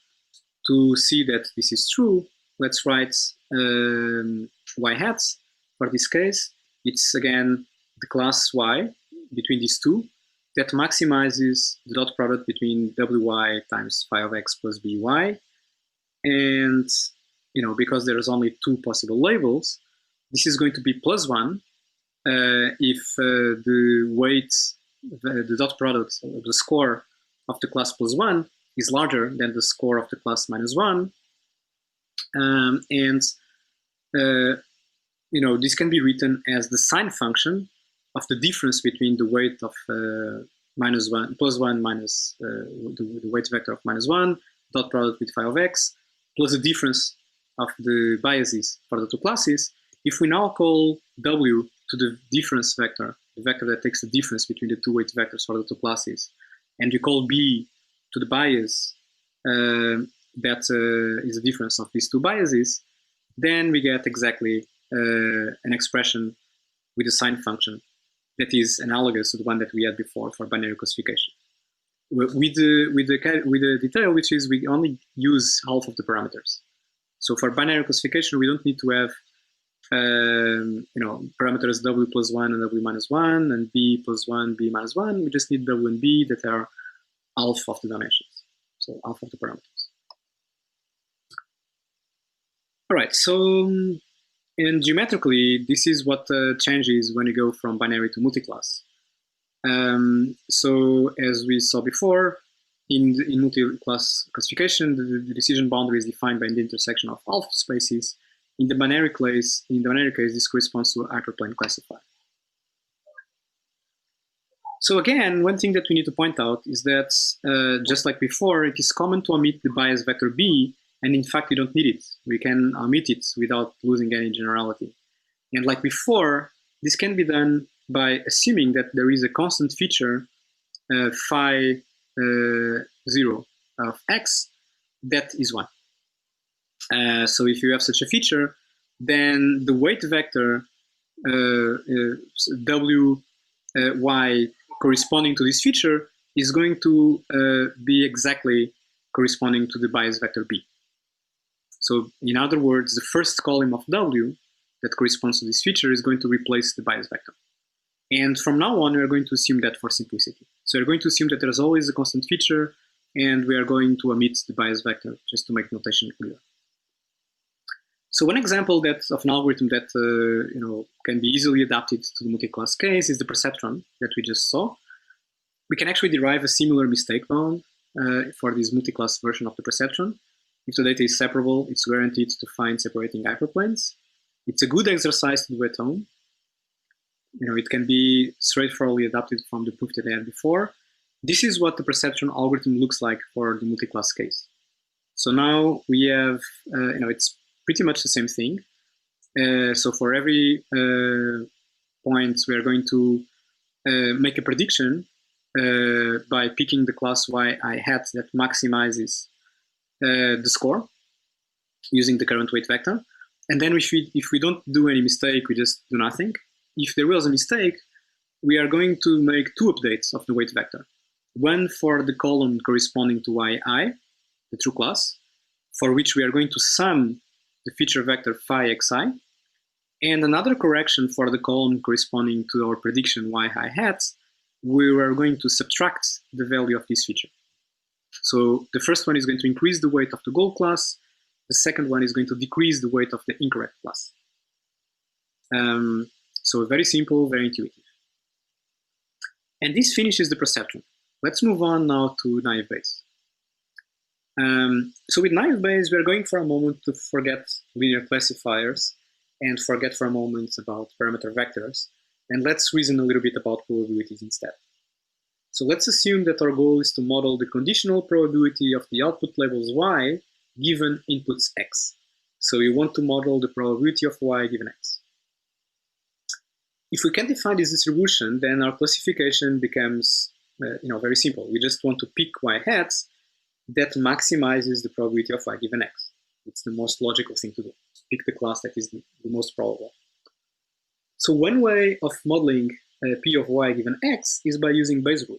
So we know from Bayes rule that p of y given x can be written as the probability of y. This is the prior probability of the class times the conditional probability of x given y divided by the probability of x. And the prediction rule of picking the y that maximizes the probability of y given x can be written as picking the y that maximizes the numerator of this expression because the denominator is constant. P of x is constant. It does not depend on y. So we don't need to include P of x in the expression. So the argmax of P of y given x equals the argmax of the product between P of y and P of x given y. And so P of y times P of x given y is a joint probability. It's a joint probability of x and y. And this means that, to learn the parameters of this model, we are going to learn to estimate the joint probability of x and y, the joint probability of inputs and outputs, which makes this model a generative model. So we are going to make that distinction a little bit later in this talk, but generative models are those for which we learn the joint distribution of inputs and outputs, which means that we can create a generative story for data generation. We can assume that data is generated by first picking a label, first picking y, according to this prior P of y, and then picking x given y by, according to this probability, P of x given y. Models that consider this joint probability are called generative models. So the naive-Bayes assumption is extremely simple. It's going to make a very strong assumption. It's going to assume that, so it will work by assuming that the input is partitioned into several pieces. Let's call them V1 to VL. If you want to be a little bit more concrete, let's assume that X is a document with L words, and let's assume that VK is the words at position K. It's the kth token. And let's assume that the set of possible words is a vocabulary that we are going to call V. So all words are drawn from the vocabulary V. The naive-Bayes assumption states that all these V's are conditionally independent given the label Y.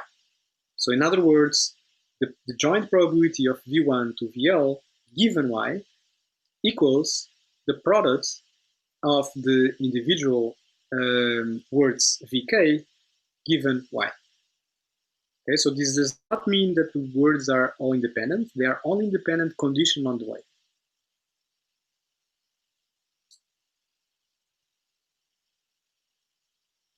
Okay, so what does this bias? So now we can write the joint probability of x and y as the probability of y times the conditional probability of x given y, which can be written now as probability of v1 to vl given y. That factors this way, so via the naive-Bayes assumption. So what we're saying is that all tokens are conditionally independent given the topic.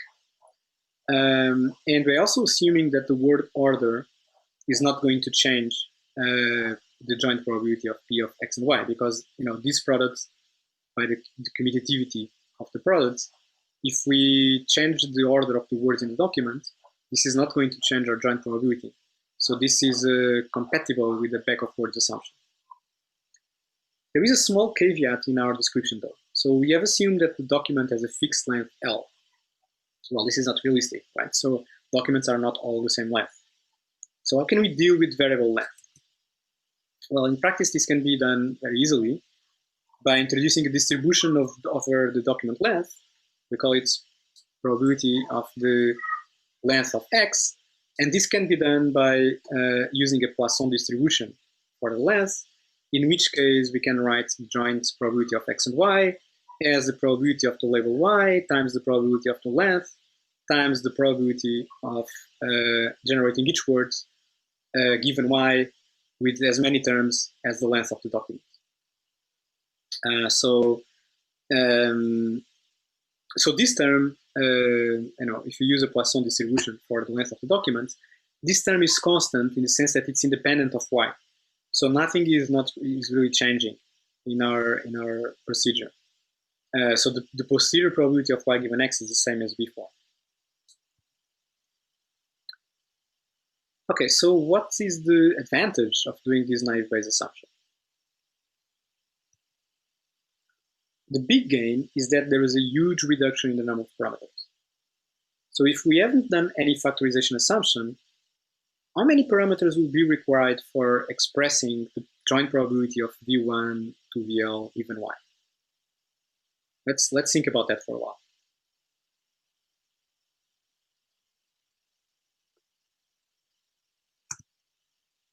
All right, so you will need an exponential number of parameters.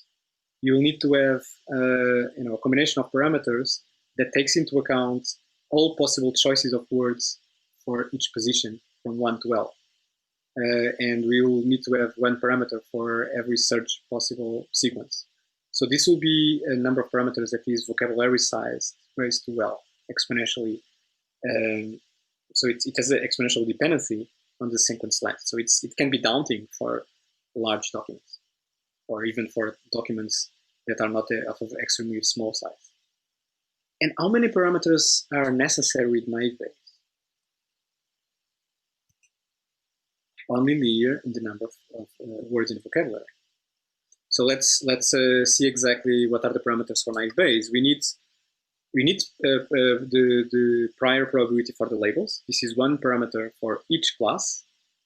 And then we need, for every class, we need one parameter for every word condition on that class. So in practice, we need exactly as many parameters as the number of classes plus the number of classes times the vocabulary size. So if we reason in terms of the vocabulary size, this scales linearly with the size of the vocabulary instead of exponentially. So the naive Bayes assumption is buying us a lot less parameters, which means less computation, less risk of overfitting, and statistically, it's much easier to estimate the probabilities by making this factorization assumption. Of course, if our independence assumptions are not realistic, if they are too strong, then we also run the risk of underfitting, in which case we need to use different assumptions. Okay, so how do we learn the naive Bayes classifier? So the thing that we need to do is to estimate these probabilities. And there's, again, two sets of probabilities: the prior probabilities for the labels, P of Y, and the class and the conditional probabilities of token given label, P of V given Y. And we need to do that from our input data set that contains examples, paired examples XT, YT, that we assumed are IID. And if we can learn these parameters with the maximum likelihood estimation technique that picks the parameters that maximize the probability of the data. In this case, the joint probability of the data, because our model is generative, it's modeling the joint probability of X and Y, and the likelihood can be written as the products of these joint probabilities. That, using the factorization defined by our model becomes this, and at the end of the day, it get an expression like this, and then we can see that the prior probabilities only involve these parts of the objective, and the class conditional probabilities involve the second part. And if we do a little bit of math that we can do at home, then we easily get into a closed form solution for the multinomial naive Bayes model that all boils down to counting and normalizing. It's very intuitive. It's basically what we showed in the beginning for that sequence of asterisks, arcs, triangles, and so on. So basically, we get these estimates. The probability of each class is just counting how many examples we get in each class divided by the number of examples. So the relative frequency of the class. And the estimate for the probability of words given the class counts among all documents in a particular class how many of the words are matching this word V. Okay, so it's again the relative frequencies of the word for each of the classes. All right, so let's go to a concrete example. Let's suppose that we want to do sentiment analysis, and we have a corpus of movie reviews, which contains 7 examples for training, and these are our documents, very simple documents in this case, just to make it simple. So 3 of these documents have a positive sentiment, 4 of them have a negative sentiment. And let's assume, for the sake of simplicity, that our features are just words that are adjectives. So words like great, excellent, fantastic, bad, and so on. All right, so let's do this. Let's estimate the probabilities using the naive Bayes model. So the priors are very simple. We have 7 examples, 3 are positive, 4 are negative. So we get a probability of 3 divided by 7 for the positive class, and a probability of 4 divided by 7 for the negative class. All right. Now let's estimate the probability of each adjective on each class. So for example, if you go to the word amazing, amazing occurs twice in documents with a positive class, and it occurs 0 times in documents with a 0 class. So our estimates are 0.2 for this for the probability of amazing given positive, and 0 for the probability of amazing given negative. And we can do the same thing for the other objectives, and you got all these estimates. All of this is very simple. We don't need any fancy optimization to do this, just counting and normalizing. Now, let's suppose that we're giving a new segment to classify at test time, and this new segment is these documents that contains this text. This was a fantastic story, good, lovely. What should be the class of this review? Okay, for doing that, we just go back to our decision rule. We need to compute probability of y times the products of the probabilities of the words given y, considering both possible classes. If the class was positive, then this probability would be p of positive times p of fantastic given positive times probability of good given positive times the probability of lovely given positive. That gives this number. If the class is negative, then we get this estimate that is exactly 0, because some of these objectives never occur in the negative class. The words, for this simple example, the words good and lovely, well, actually, none of these objectives ever occur for negative classes, so it's a probability of 0. And now we look at which of these two scores is higher. It's the first one, so we're going to make a prediction that the sentiment is positive. So let's pick a second example: great plot, great cast, great everything. The probability of, for the positive case, we get this expression. For the negative case, now great appears twice in the negative class. So we get another value, which actually is going to lead us to predict negative sentiment. It's a little bit surprising, but it can happen. What about this? So this case is a little bit more challenging. The text is now a boring movie, annoying plot, and imaginative ending. But it turns out that the words boring and annoying, they never appeared in our training set, either for positive or negative examples. So they have probabilities of 0. And if you use the expression that we had earlier for the positive and negative cases, we always get a probability of 0. Which means that the joint probability of this text together with this class is 0 for both classes. So this is an impossible document. But the document exists, right? We got it at test time. So what should you do with this? This is actually a problem with naive Bayes, and this is something that we're going to see in one of the labs, if I'm not mistaken. The trick to get around this is to do smoothing. So this is a simple form of regularization that makes sense for models like naive Bayes. We just pretend that there is some extra document that contains all the words. And we just need to count with this extra document. So this is basically going to boil down to add 1 to every count. So instead of estimating the probability of a word given a label as the relative frequency of that word, we're going to do that, but we're going to add 1 to the numerator, and we're going to add the number of words in the vocabulary to the denominator. And this way we ensure that no word gets 0 probability. All words get some probability.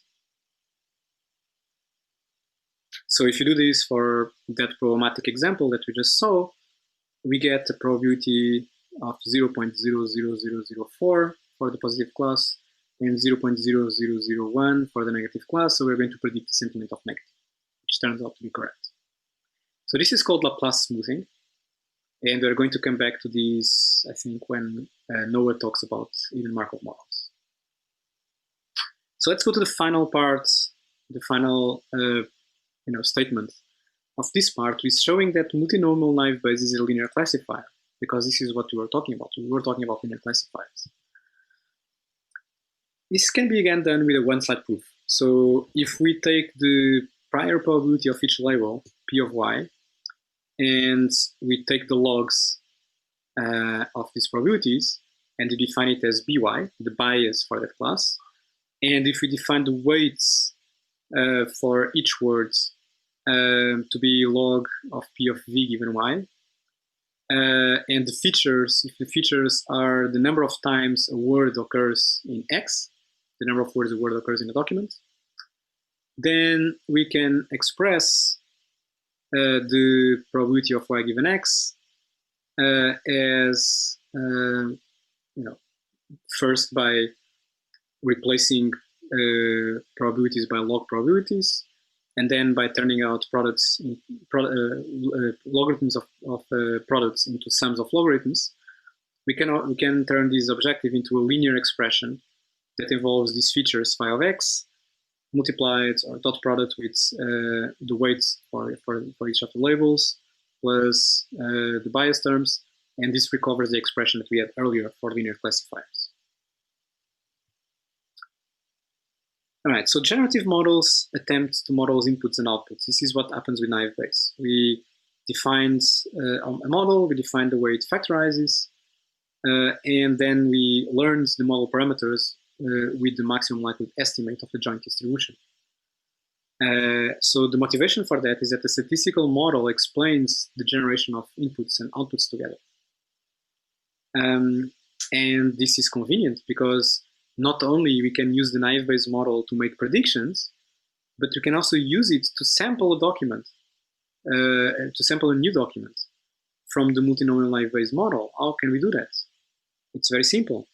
We first sample a class, P of y, according to our class probability, and then for L times, we sample one word condition on the class. And since words are independent, it's very easy to do so. And at the end of the day, we get a bag of words sample that represents a document sampled directly from our joint distribution. But if what we care is just to make predictions, if we don't care about sampling from our joint distribution, then there is a question, which is why should we bother modeling the inputs? And this motivates discriminative models, which are loss functions they use loss functions that directly optimizes the probability of the class given x without trying to estimate the joint probability of x and y.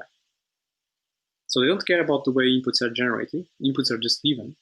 What they care about is modeling the conditional dependence, the statistical dependency between the inputs and the outputs. And logistic regression is an example of that. It uses the maximum conditional likelihood estimation of this conditional model P of y given x. Other examples of discriminative models are the Perceptron algorithm, that is not a probabilistic model. It tries to minimize a loss that we are going to look at later, and support vector machines that minimize the classification error. They don't care about the distribution of the inputs.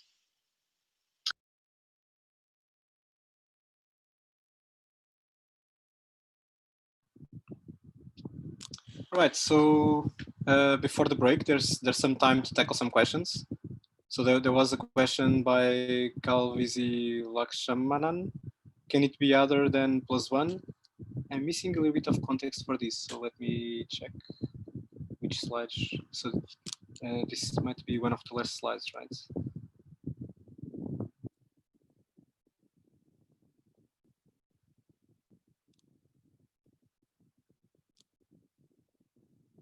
I don't know if this is the answer, but if this is the question, but if the question is whether binary classification can use other labels besides +1 and -1, it's also common to see 0 and 1.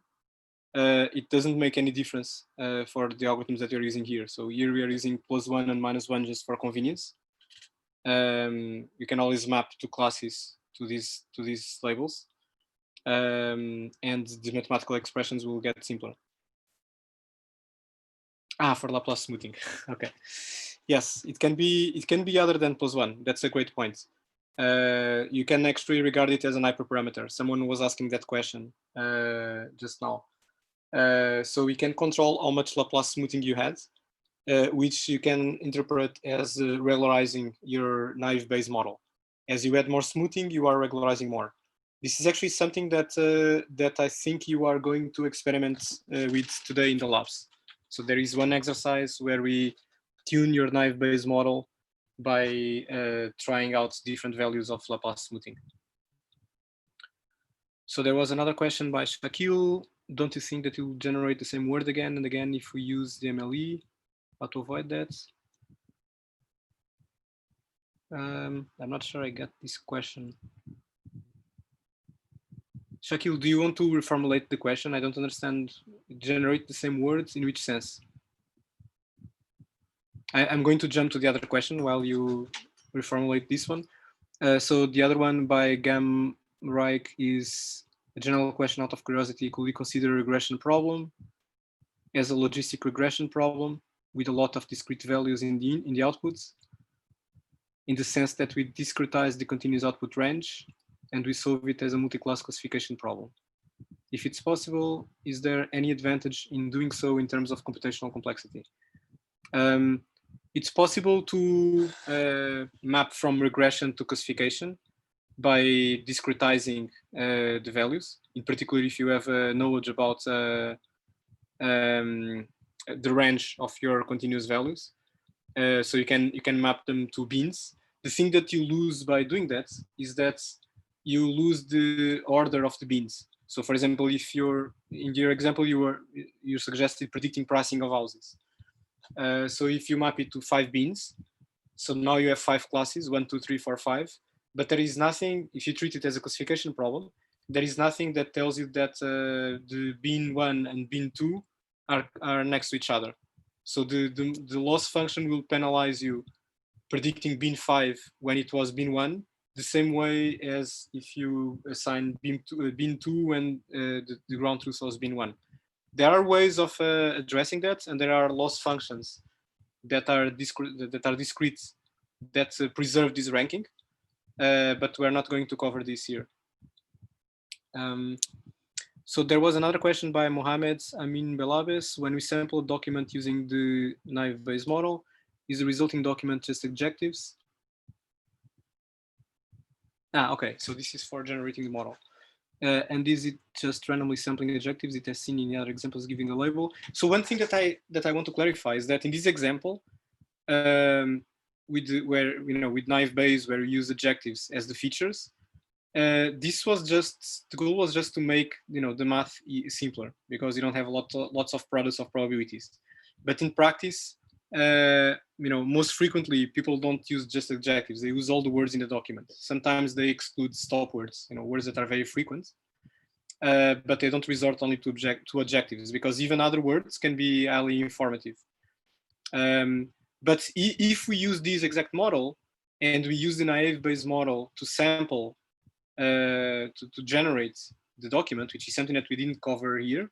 So here we use naive Bayes for classification, but since you have a generative model, yes, you can also use it to sample documents. Then yes, it would only sample adjectives, and actually adjectives without any order. So it's just like a bag of adjectives. It's not like a sentence or anything like that. Okay, so if you're generating the new word based on MLE, since the MLE will be I only for one word, suppose in a V, and we'll generate the same word again and again from the vocabulary set.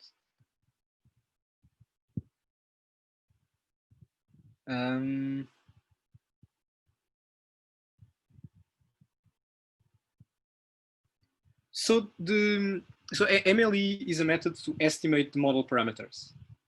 So I think you are conflating two things in the question. So you use maximum likelihood estimates when you have some training data and we want to use it to estimate the model parameters. But your question seems to be a bit different, right? So you are now asking about when you have the parameters and you want to use the naive Bayes model to sample the documents, which is something that we are not doing here, but we could, because naive Bayes model is generative. Typically, when you use these models to generate, probabilistic models to generate, what you do is sampling. So you would sample a word from your probabilities. So if, for example, if you have like probability of adjective given label, the generative process is first. So if you want to sample a document or a bag of adjectives in using the naive Bayes model, you'll first sample the label by using your probability over the labels, +1 or -1 in this case. Then when you know what the label is, because you just sampled it, then you sample adjectives one after the other conditions on this label. And this will lead you to different words, not always the same. You are not always using the word with maximum probability. You are sampling your adjectives according to this probability distribution. Okay, so why the map in linear regression we calculate P of W and not P of Y, slide 34. Okay, let me check slide 34.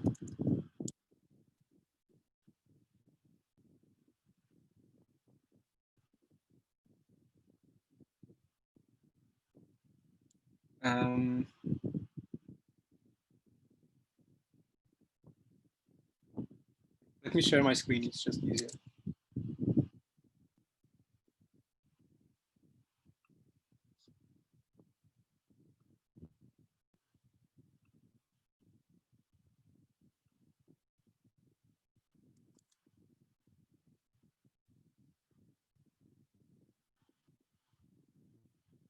Okay. So the question is why we calculate P of W and not P of Y. Okay, I think this is related to the point I was making earlier. So when we do maxima posteriori or maximum likelihood estimates, what we are doing here is to estimate your parameters given your training data. You use P of Y in a different setting when you are doing inference according to the model whose parameters you already know. So there we want to predict the class Y that is the most probable according to the X that you observe and the model parameters W. So these two things should not be confused. One is learning the parameters. This is what we are doing in this slide 34. We are estimating the parameters W using all the training data. The other scenario is when you have the parameters, you have trained your model already, and now you want to use it to make predictions. This is where you predict the probability of Y given X. And for that, we use the naive Bayes assumption for the naive Bayes model, in which these probabilities factor in a certain way. But it's very important to distinguish between the learning problem, where the goal is to learn W given your training data, from the prediction or inference problem, where you already have the W, and now you want to use it to make predictions. I think this connection will become clear in the second part, when we talk about other models like logistic regression and SVMs. And we are going to talk specifically about inference and learning. All right. What else? So Levon asks, what algorithms besides naive Bayes we can use for keyword detection? So here we are not using naive Bayes for keyword detection, right? We assume that keyword detection is part of our feature engineering. We just engineered our features to be adjectives, just for the sake of example.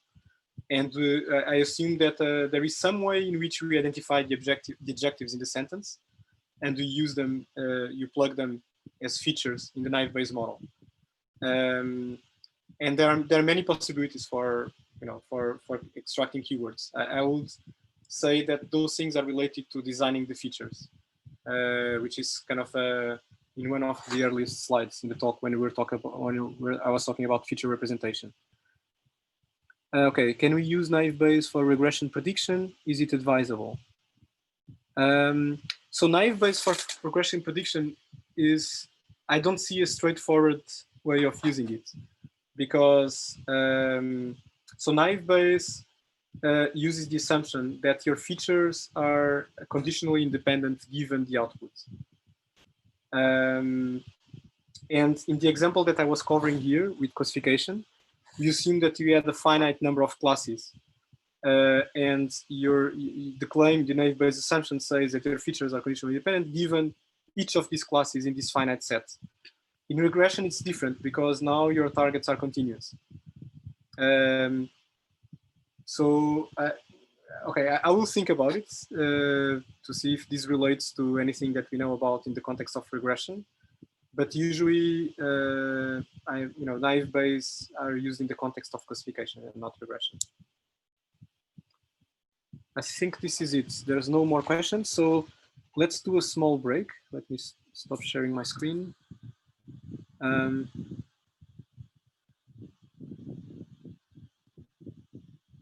There is one more question. Why on slide 53 the one versus all is done?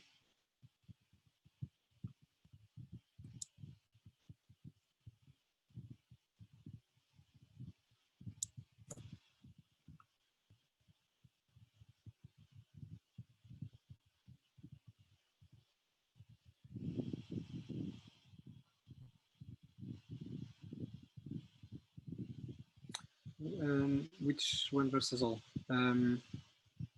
So here in this slide, what we have is we have a weight matrix W, where each row contains the weight vector for each of the labels and the bias vector B that we can just ignore for a moment because we already saw that biases can be handled if we use a constant feature. So this objective that we are defining here is not mapping the problem to one versus all. Instead, it's assuming that we are able to compute a score for each class according to the equation that is in the bottom of that slide. So we compute this inner product, dot product between wy and phi of x. And this is going to give you a score for label y. And then you predict by picking the label with the highest score. In fact, there are one versus all strategies that have a similar decision function for y hat based on confidence for each of the individual models. What distinguishes one versus all from the methods that we are talking about today is that our loss function is looking at all the classes at the same time. We don't have like separate classifiers trying to distinguish one label from all the other labels. I think this is going to become a little bit clearer in the second part when we talk about logistic regression, SVMs, and other discriminative methods. Okay, so I think I covered all the questions.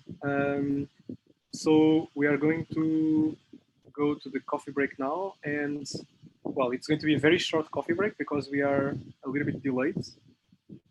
Pedro, I don't know what time we are supposed to come back.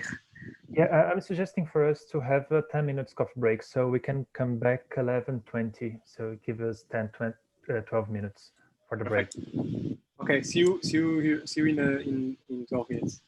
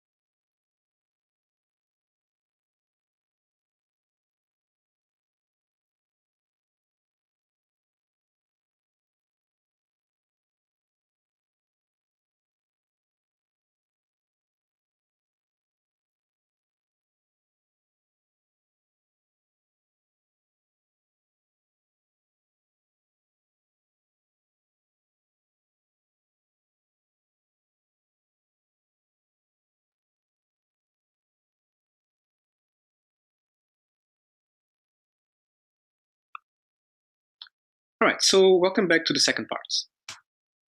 Here's a recap. So far we have covered the perceptron algorithm, and we have covered the multinomial naive Bayes model. And we saw that both are instances of linear classifiers. Perceptron finds a separating hyperplane if there is one, and naive Bayes is an instance of a generative probabilistic model. Next, we are going to talk about a discriminative probabilistic model called logistic regression. So here's a quick reminder that a linear classifier can be regarded as the output layer in a neural network, and that the way multi-class classification works is by picking the class y hat that maximizes a score computing by taking the dot product between weight vectors y, wy, and feature vector phi x plus a bias by. And so a key problem, if you want to define a probabilistic model over the labels, is to convert a set of label scores where we have one score for every possible label. So we have a vector in in an Euclidean space whose dimension is the number of labels. We need to convert this vector of label scores into a probability vector, which is going to be a point in the probability simplex. And we're going to look at two mappings that do this. One is the softmax transformation that we're going to cover next. And later we're going to talk about an alternative transformation called sparse max. So let's get started with logistic regression. Recall that a linear model gives a score for each class by taking the dot product between wy and the feature vector phi of x. And the way logistic regression works is by converting these to a conditional probability by doing a very simple transformation called softmax. Basically, the way it works is it exponentiates the score of this class, and by exponentiating, it guarantees that all scores become positive, and then it normalizes by dividing by this constant z sub x that is basically the sum of all the exponentiated scores across all class labels. So by definition, this is going to result in a probability value because it's going to be positive and it's normalized. It sums to 1. And this transformation that exponentiates the numerator and normalizes is very common. We are going to hear about that later in several of the other classes. And it's called the softmax transformation. So one thing to keep in mind is that this decision rule still defines a linear classifier. So the label y that maximizes the probability of y given x, according to the definition of conditional model, can be written as the argmax of this expression, exponential of dot product between wy times phi of x divided by z of x. Because z of x is a constant, we can delete it. And because the exponential function is monotonic, then we can express everything as the y that maximizes the dot product between wy and phi of x, which is precisely the definition of linear classifier that we gave earlier. So one popular form of logistic regression is binary logistic regression, which arises if we're doing binary classification. So in this case, the set y consists of labels that are either +1 or -1. And the way binary logistic regression works is by defining, by convention, a score of 0 to a negative class and a score of dot product w and phi of x for the positive class. And if we do so, then the probability of the class +1 given x is obtained by exponentiating the score w dot product with phi of x and dividing by the sum of exponential of 0, which is 1, plus exponential of w dot product phi of x.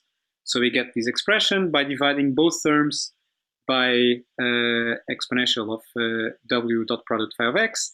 We get 1 divided by 1 plus the exponential of minus w dot product phi of x. And this expression is called the sigmoid transformation. So the sigmoid transformation with respect to the score weight vector w transposed phi of x. So we're going to talk later about the sigmoid transformation, but just to give a gist, it's a way of converting a real number, negative or positive, we're denoting by z that number, into a value that is between 0 and 1, which is convenient because a number between 0 and 1 can be interpreted as a probability. This is exactly what binary logistic regression is doing. It's taking a score and converting that score into the probability of the class plus 1. So if z is very negative, then sigma of z is going to approach 0, which means that the probability of the positive class is nearly 0. On the other hand, if z is very large, then this exponential of minus z in the denominator is going to approach 0, and sigma of z is going to approach 1, which means that the class plus 1 will become very probable. So the sigma transformation is widely used in neural networks, not only in output layers, but also to learn internal representations. It can be regarded as a 2D form of softmax. So it squashes, as this example is showing, a real number between 0 and 1. The output can be interpreted as a probability, and it has these properties that it's positive, it's bounded, and it's strictly increasing. All right, so let's get back to multinomial logistic regression, where you can have more than 2 labels. So again, this is the probability distribution that we define. We define P of y given x as the softmax transformation of wy times dot product with phi of x. Now, to learn the model, we need to learn the weights w. And the way of doing that is by maximizing the conditional log likelihood of training data. So this is different from the example we saw earlier when we talked about naive Bayes, which was maximizing the joint log likelihood of inputs and outputs. Here, we are maximizing the conditional log likelihood. So we are only modeling the probability of y given x, and not the joint probability of x and y. So if we take, if you maximize these, or the product of these probabilities for every data point xt, yt, and we take the log, then we can express the log of the probability, the log of the product as the sum of the logs, and this becomes equivalent to minimizing minus the sum of log of p of w for each data point, p of yt given xt, and by using the definition of logistic regression, then the definition of softmax, then this becomes the log of the sum of the exponential, which is log of zx here, minus the weight of the weight vector for the correct class, wyt, dot product with phi xt. So this blue part corresponds to the numerator on this expression, on the probability, and the red part corresponds to the denominator, to zx. All right, so this is the objective function that we need to minimize to estimate the model W, to fit the model to the data. So basically, we want to set these metrics to assign as much probability mass as possible to the correct labels. So because we are minimizing this expression, we want the blue part to be as big as possible, and the red part to be as small as possible. So we want to put as many probability mass as possible on the correct classes, yt, and the least probability mass as possible on the incorrect classes. So one thing that is particularly convenient in this objective function is that it is convex, where we're not going to prove it here, but it's very easy to make this proof. So therefore, any local minimum of this objective function is also a global minimum. This is a nice property of convex functions. So there is no closed form solution, unlike naive Bayes, for example, but there is lots of numerical techniques to obtain this minimum. This includes gradient methods, things like gradient descent, conjugate gradients, also stochastic gradient descent that we're going to cover next, and also quasi-Newton methods like LBFTS. Another thing that you might see in the literature is that there is a nice relation between logistic regression and maximum entropy. So basically, the two problems are equivalent. Maximizing entropy subject to constraints on features boils down to assuming that we have a model that is expressed as a softmax and that we optimize using logistic regression. So you might see some information about these in your lab guides. So here's a quick recap about what are convex functions. So this is basically a function such that if we plot the graph of the function and we take 2 points in the graph, if you draw a straight line connecting these 2 points, this straight line is always above the curve. And these functions that are convex, they have the guarantee that any local minima is also global minima. And now let's quickly recap iterative descent methods, methods like gradient descent.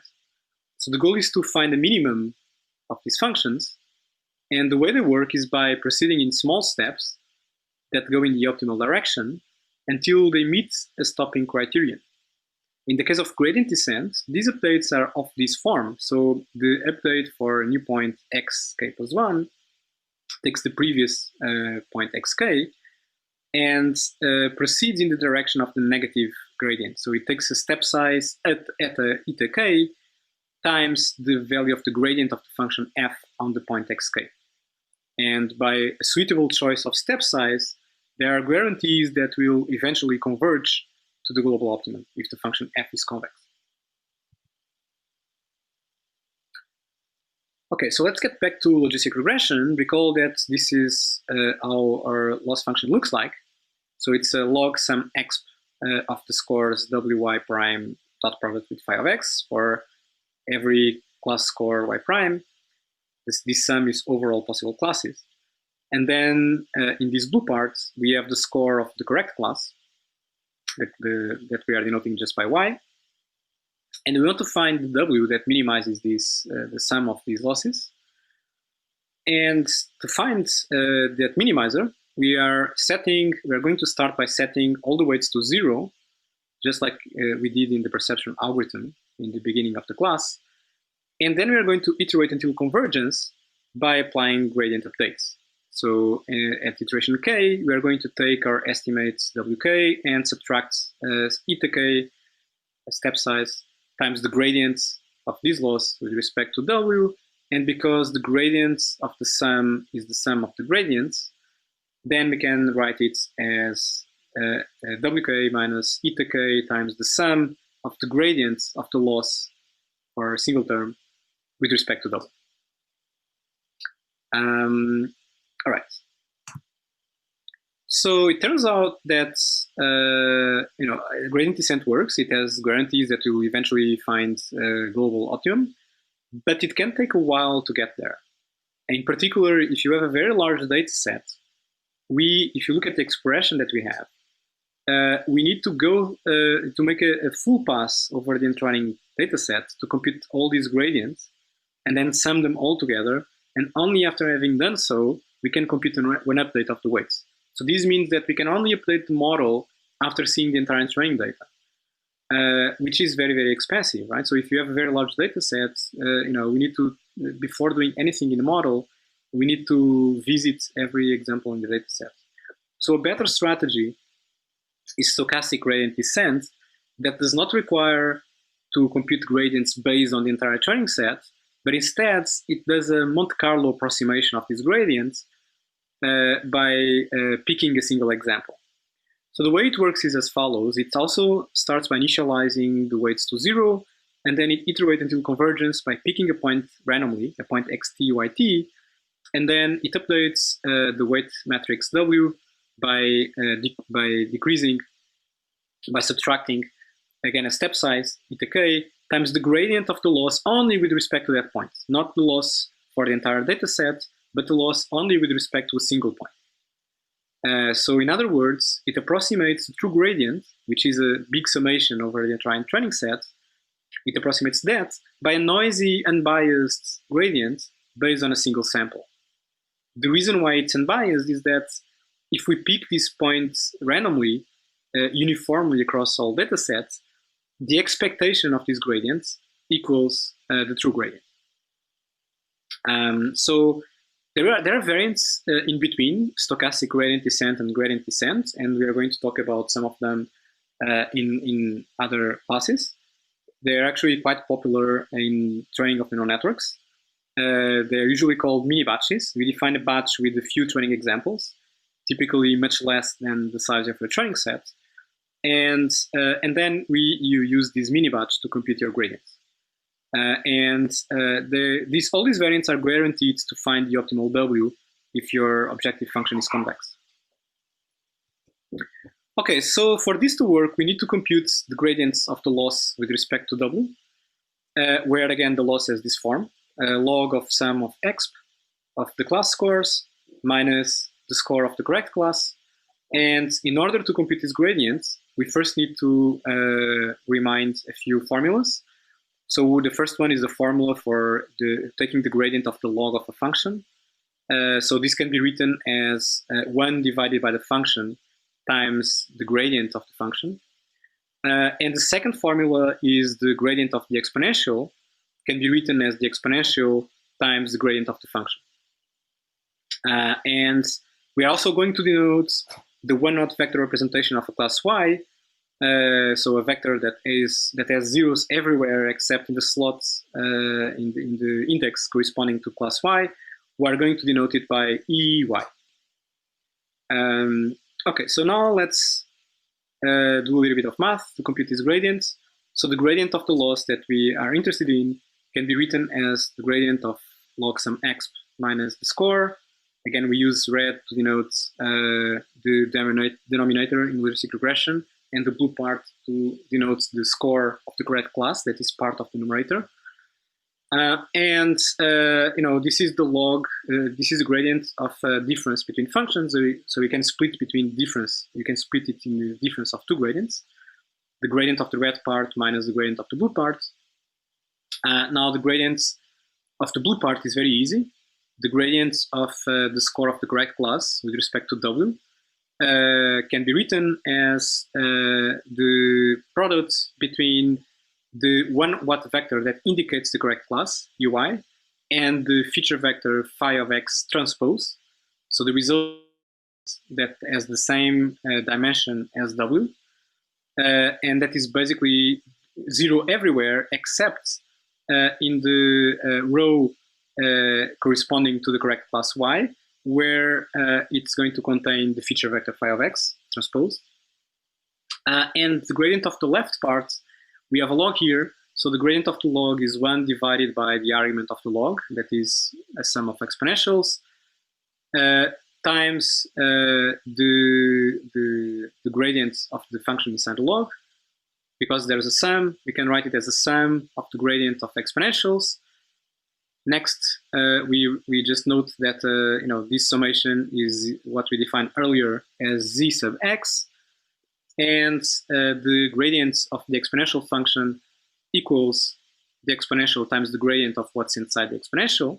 So we can write it this way, and then we can just put this z sub x, that is a constant with respect to y prime. You can move it inside the summation, and we get exponential of wy prime dot product with phi of x divided by z of x times the gradient of this part, which is exactly as we had in the blue part. So it becomes ey prime times phi of x transpose. And now we can note that the exponential of the class score divided by z sub x is exactly what we have defined as the probability of class y prime.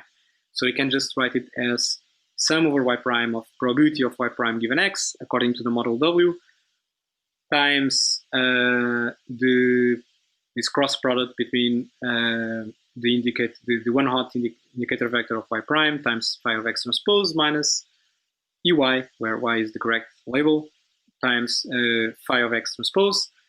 And one way of writing that is just by writing it as a difference between two vectors, a probability vector where each element of this vector contains a probability for a class, minus a one-hot vector that has zeros everyone except for the correct class, times phi of x transpose. So again, the shape of the product between these two vectors is going to be the shape of the matrix W, which is going to be number of classes times number of features. All right, so here's a quick summary of logistic regression. We started by defining the conditional probability by using the softmax transformation. Then we set the weights to maximize the conditional log likelihood of the training data. And then we show that we can find the gradient and run gradient descent or stochastic gradient descent by using the fact that the gradient of the loss takes the form that we have just derived. So here's the story so far. So before we have looked at naive Bayes, which is a generative model. It maximizes the joint likelihood. There is a closed form solution for naive Bayes. It boils down to counting and normalizing. And now we saw that logistic regression is a model in a different fashion. It's discriminative. It maximizes the conditional likelihood instead of the joint likelihoods. It doesn't care about the joint probability of x and y. It only cares about the probability of y given x. It's also called the log linear model in the literature, and it's also called the max entropy classifier because of this relation to maximizing entropy that I mentioned earlier. There is no closed form solution for logistic regression, but it's possible to find the optimum numerically because the objective function is convex, and the stochastic gradient updates have this nice expression. So we also talked earlier about the Perceptron algorithm, which is also discriminative, non-probabilistic classifier. We are not estimating any probabilities with Perceptron. We just care about finding a separating hyperplane. And the updates of Perceptron for the multi-class case, they look like this expression here. And if you compare these two expressions, they are not very different from each other. So we can see that the blue part is the same.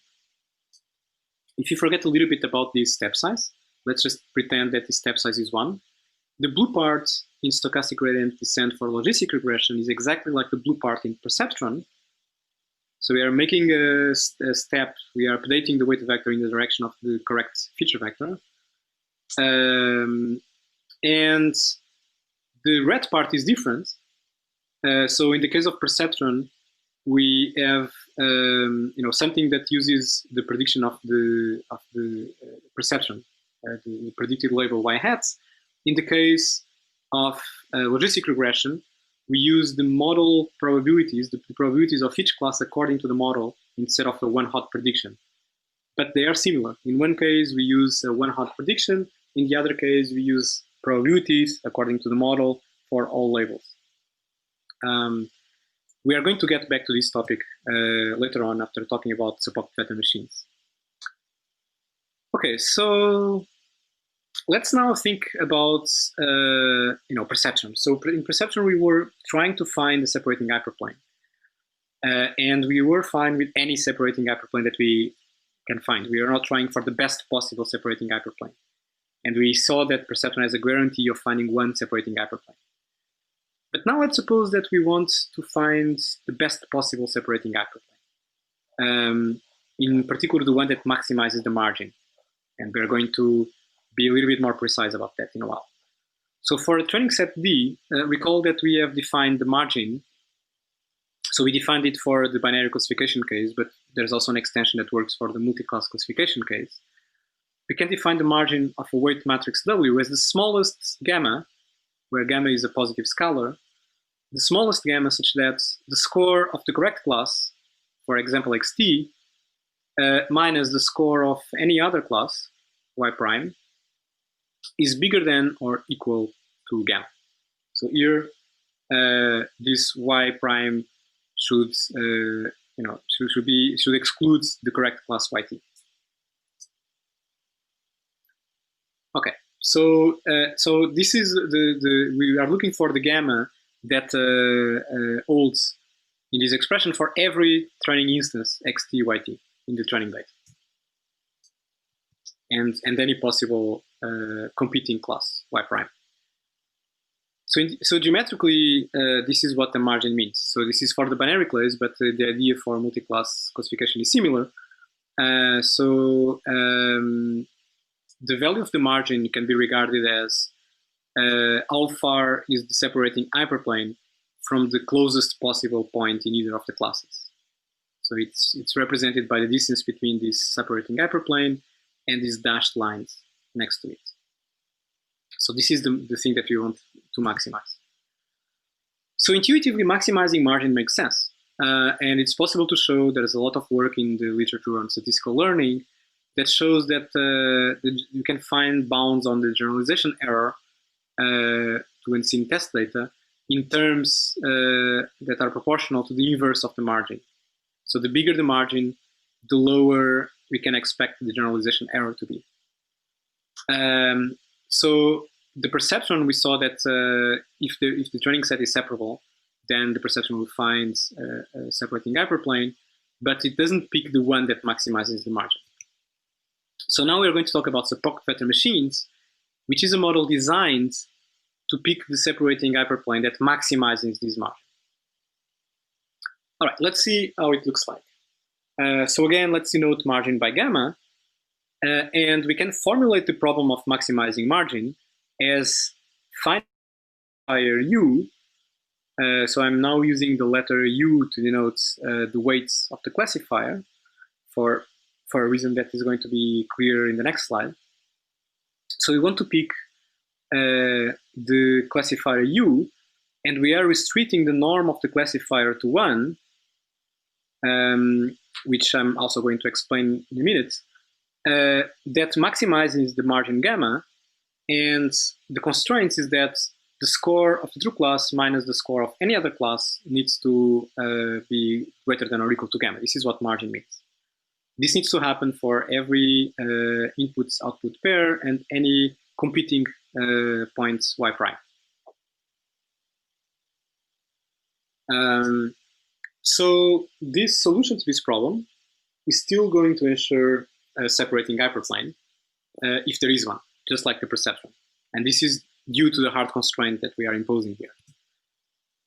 Okay, so the reason why we fix the norm of u to be 1 is that scaling u will, scaling u in the sense that increases norm, will trivially produce larger margins. So if you look at the hard constraint, if you scale the vector u, then automatically the difference between these two scores will increase.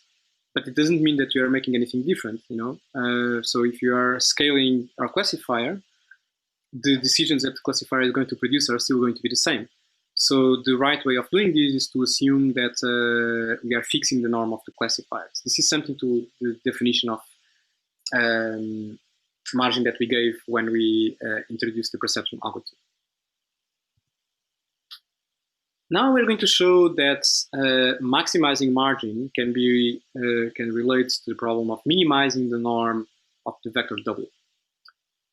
So this is the problem in the left is the problem that I had in the previous slide. So we want to maximize gamma, constraining the norm of u to be 1, such that it satisfies these hard constraints. And now let's make a substitution. Let's substitute W equals u divided by gamma, which means that the norm of W is going to be the norm of u divided by gamma, and because you assume that the norm of u is 1, it means that the norm of W equals 1 divided by gamma. And because of this substitution, then u transpose u yt transpose phi of xt, and the same thing for the other term, can be written as, so you can divide both sides of this inequality by gamma. And by doing that, the right-hand side becomes 1, and the right-hand side and the left-hand side becomes w yt and w y prime instead of u yt and u y prime. And because the norm of w equals 1 divided by gamma, then this objective function of maximizing gamma is equivalent to minimizing the norm of w, okay, which we can, just by convenience, write as minimizing the norm of w squared, 1/2 of that. And we are going to see why we are putting this 1/2 and the square in the norm in a while. So basically, these two problems are equivalent. Actually, to be strictly correct, I should write argmax instead of max and argmin instead of min. But this shows that the problem of finding the hyperplane that maximizes the margin can be written by fixing the margin to 1 and minimizing the norm of the classifier. And this is basically the objective function that is associated with support vector machines. We want to pick the W that minimizes the squared norm with these unit margin constraints. This is a quadratic programming problem. So we have a quadratic objective on W, and we have linear constraints, linear inequalities on W. These optimization problems are called quadratic programs. They're also convex optimization problems. So, being convex, it means that finding a local minima means that we have found a global minimum. And there's many techniques that can be used to solve them. So, remind that we assumed throughout that the data is separable. Otherwise, these hard constraints would not make sense. The problem would be infeasible. But what to do if the data is not separable? When the data is not separable, it's possible to introduce some slack variables that I'm denoting here by xi. And instead of imposing the difference between these two classes to be greater than or equal to 1, we are imposing that they are greater than or equal to 1 minus xi. So the xi means some slack. We are allowing for some violations of these margin constraints, where we are imposing xi to be non-negative. But we are penalizing the values of xi. So the higher the xi, the higher the violations, but these violations are being penalized in the objective function because we are adding an extra term that looks like C multiplied by the sum of xi's for every data point. Okay, so xi model is kind of a trade-off between margin violations, for example, and the norm of W. So the larger the value of C is a regularization constant, the more examples correctly classified, but the smaller the margin will be. So C is an hyperparameter that needs to be tuned. Historically, SVMs with kernels co-occurred together and were extremely popular. So I haven't talked about kernels yet today. I'm going to talk a little bit about that in the future, in the last part. But it's just a coincidence that SVMs and kernels co-occur together. So it's possible to have an SVM without using any kernel method. But it's also possible to kernelize algorithms, not just SVMs, but also logistic regression and perceptron, to make them nonlinear. So this is something that we are going to come back later. So let's get back to support vector machines. This is how our objective function looks like right now. So we are minimizing the sum of this squared norm of W plus something that penalizes the slack variables. And we have these margin constraints. And now let's make another transformation to the problem. So we are imposing that the difference of scores need to be larger than or equal to 1 minus xi for every y prime different from yt. So we have one constraint for every competing class. But this is the same thing as saying that the score of the true class minus the maximum score of any other class is greater than 1 minus xi. Instead of having like one inequality for every competing class, we now have a single inequality, but this inequality uses the max operator here so that we make sure that this holds for any other class. Okay, so if we do that and we rearrange these constraints, then you can write this as xi greater than or equal to 1 plus the maximum of the difference of these two scores, the score of the competing class and the score of the correct class. And now we can see that we want to pick the lowest possible xi because we don't want to penalize the objective function. The largest xi, the larger the penalty will be. So it means that the optimal xi is going to be exactly equal to this. And another thing that we can do is instead of using this C constant in the second term, we can divide the objective by 1 divided by C and introduce this lambda here, whose value equals 1 divided by C, and this objective is equivalent up to a constant. Okay, so this is the problem that we now have. The intuition is if W classifies example XT, YT with margin 1, then the penalty, the slack variable is 0. We don't need to have any slack. So the penalty, the value of xi t is 0. Otherwise, there is a penalty of xi t that is going to be 1 plus max of the difference of the two scores for any competing class. And this means that we can get rid of this variable xi t and just plug in the objective function a sum of 1 plus max of the difference of these labels. And this is exactly what the hinge loss is. So the hinge loss is derived by just plugging this expression for xi t into this objective and removing all the constraints. And this is exactly what SVMs are optimizing. They are minimizing the hinge loss, which is written as the maximum between 0 and 1 plus the maximum over all competing classes of the difference of scores between the two classes.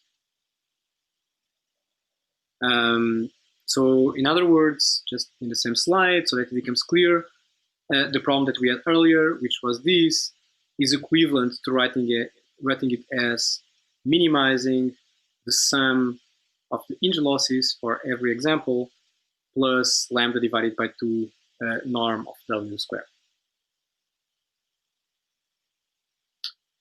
Okay, so the hinge loss is a piecewise linear function. It's convex, but it's not differentiable anywhere. It's not differentiable everywhere. There are points in which it's not differentiable. This is due to the max function that is not smooth. So this means that we cannot use gradient descent because the function does not have gradients everywhere. But we can use something called subgradient descent, which is almost the same as gradients. So I'm going to skip some of the details, but we can still do things very similar to stochastic gradient descent just by replacing gradients by subgradients, and you still have guarantees that it will converge to the correct solution. So this is the definition of a subgradient. It's defined for any convex function. It generalizes the notion of gradients. In points where f is differentiable, the subgradient equals the gradient. Other points might have multiple subgradients. For example, in this kink, in the function, these different tangents, these different lines might be regarded as subgradients of the function at that point. And you can just pick one and plug it as the gradient in stochastic gradient descent. So this is exactly what subgradient descent with SVMs is going to do.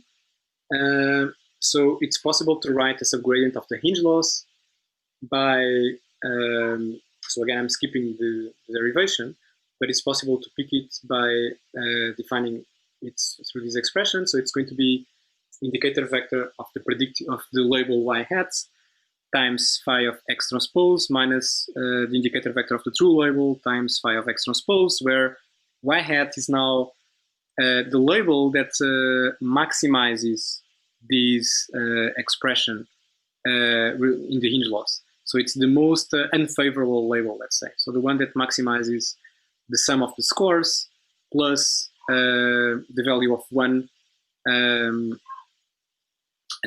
or it's going to be y itself in case the correct point has a score, the correct class has a score that exceeds any other class by more than 1. And if we plug these subgradients in the gradient updates, then we can train SVMs with stochastic subgradient descent, and the updates are going to look like this. So at each update, we are going to subtract. So we are not going to do anything if the model predicts the correct label with a margin greater than 1. In that case, you don't need to correct the model. Otherwise, we are going to correct the model by subtracting these two terms, where the term on the left that corresponds to y hat is the one that maximizes this cost augmented problem. This problem here in the bottom of this slide. And this is very, very similar to the updates in Perceptron. So in Perceptron, the model also does not do any update if the model predicts the correct class. The difference here is that the criterion in SVMs is tighter than the criterion in Perceptron. So SVM doesn't do updates if it classifies the example with a margin of 1, while Perceptron doesn't do any updates if the classification is correct, regardless of the value of the margin.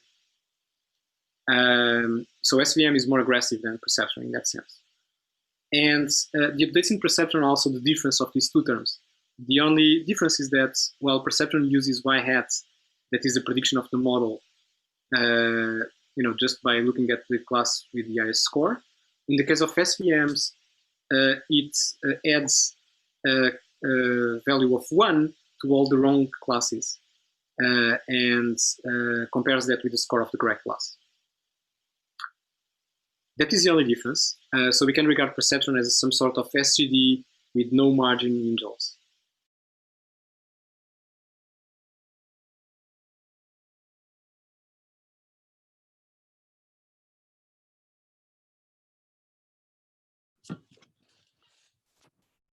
So this is the end of the segment.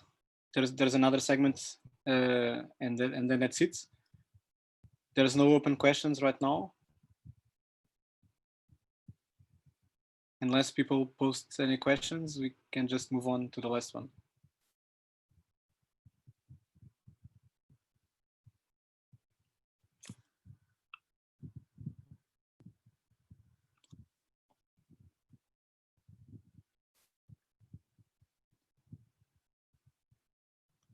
Okay, so there is a question in the chat. What is the ideal value of C for SVM regularizer, and how do we choose it? So this is basically the same problem as picking lambda in logistic regression, or picking the value of Laplace smoothing in naive Bayes. You need to tune this constant in a validation set. So it's not possible to compute the ideal value by other means. So there is a trade-off between how much you regularize to avoid overfitting and how well you fit your data.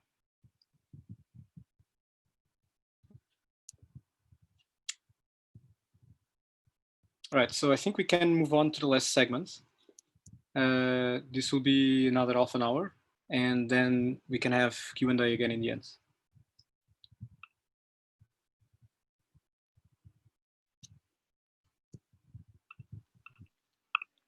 So let's move on to regularization. So as we have seen earlier when we were talking about regression, if the model is too complex, if it has too many parameters, and if the data is scarce, then we run the risk of overfitting the training data. This is the situation that you see here in the right, where for this example in regression, the curve that we are learning fits the training data too well, but it will likely have poor generalization at test time for unseen examples. We saw another example already in classification when we were talking about add-one smoothing in the context of naive Bayes. So this was also a form of regularizing to deal with words that have never been seen during training time. So in practice, what we do is to regularize models to prevent overfitting, which means not only picking W that minimizes a loss function, but adding also a regularizer that I'm going to represent here by this function omega of W to the objective function. And usually we use this, we use a scalar coefficient, lambda in this case, which is an hyperparameter, to balance, to control how much we want to regularize. So this is typically an hyperparameter that needs to be tuned on L0 data. So some examples, some famous examples of regularization are the Gaussian prior that we have seen earlier in the context of regression, which corresponds to the L2 norm of W, and this that promotes smaller weights. So this penalizes weights that are too large. They will contribute too much to the objective function, and so this encourages weight vectors that are small in terms of L2 norm. So another example is the Laplacian prior, or L1 norm, which promotes sparse weights. So this can be written as the sum of the absolute values of the weights. And it's possible to show that by using the L1 norm as a regularizer, the model is encouraged to shrink to 0 many of the entries in the weight vector. And at the end of the day, this means that a lot of the features are going to have exactly 0 weight, meaning that they will not contribute to the model's score, to the model's decision. And therefore, we can just eliminate those features. So this is a simple technique for feature selection that relies on the sparsity found by L1 regularization to decide which features should be part of the model and which features do not need to be part of the model. So by looking at this trade-off between model complexity and predictive error, we have the situation that is depicted in this plot. So typically, in linear models, the error on the training data goes down as the model is more complex because it fits the training data better. But there is a sweet spot, there is a point after which, if the model is too complex, it will suffer in terms of generalization error, and the error on test data starts to increase. This corresponds to the overfitting regime. So there is a sweet spot in the middle where the model is balanced, where it achieves relatively low training data error and the minimum possible error on test data, which is what we care about in the end. So I should point out that with models like neural networks, these trade-offs are much more complex. And there is a lot of ongoing research right now trying to understand better why neural networks don't seem to overfit the same way as linear models. But in the case of linear models, this is well studied and well understood. All right, so let's look at an example with logistic regression to which we add L2 regularization. So the idea is very simple. We just take the existing loss function that was this loss function that included the log of the log sum exp of the true labels. So it's basically the softmax, the log of the softmax transformation with respect to the correct class, and it adds this extra L2 norm, the lambda divided by 2 squared norm of W. And by doing that, if you want to optimize again with gradient descent or stochastic gradient descent, we need to compute a new gradient with respect to this objective that includes, in addition to the gradient of the loss function that we are already computing, we need to compute the gradient of the regularizer. So the good thing is that the gradient for the L2 norm is extremely simple. So the gradient of the squared L2 norm of W is just lambda times W. So if we plug that in the update rule, this will mean that we are doing something known as weight decay.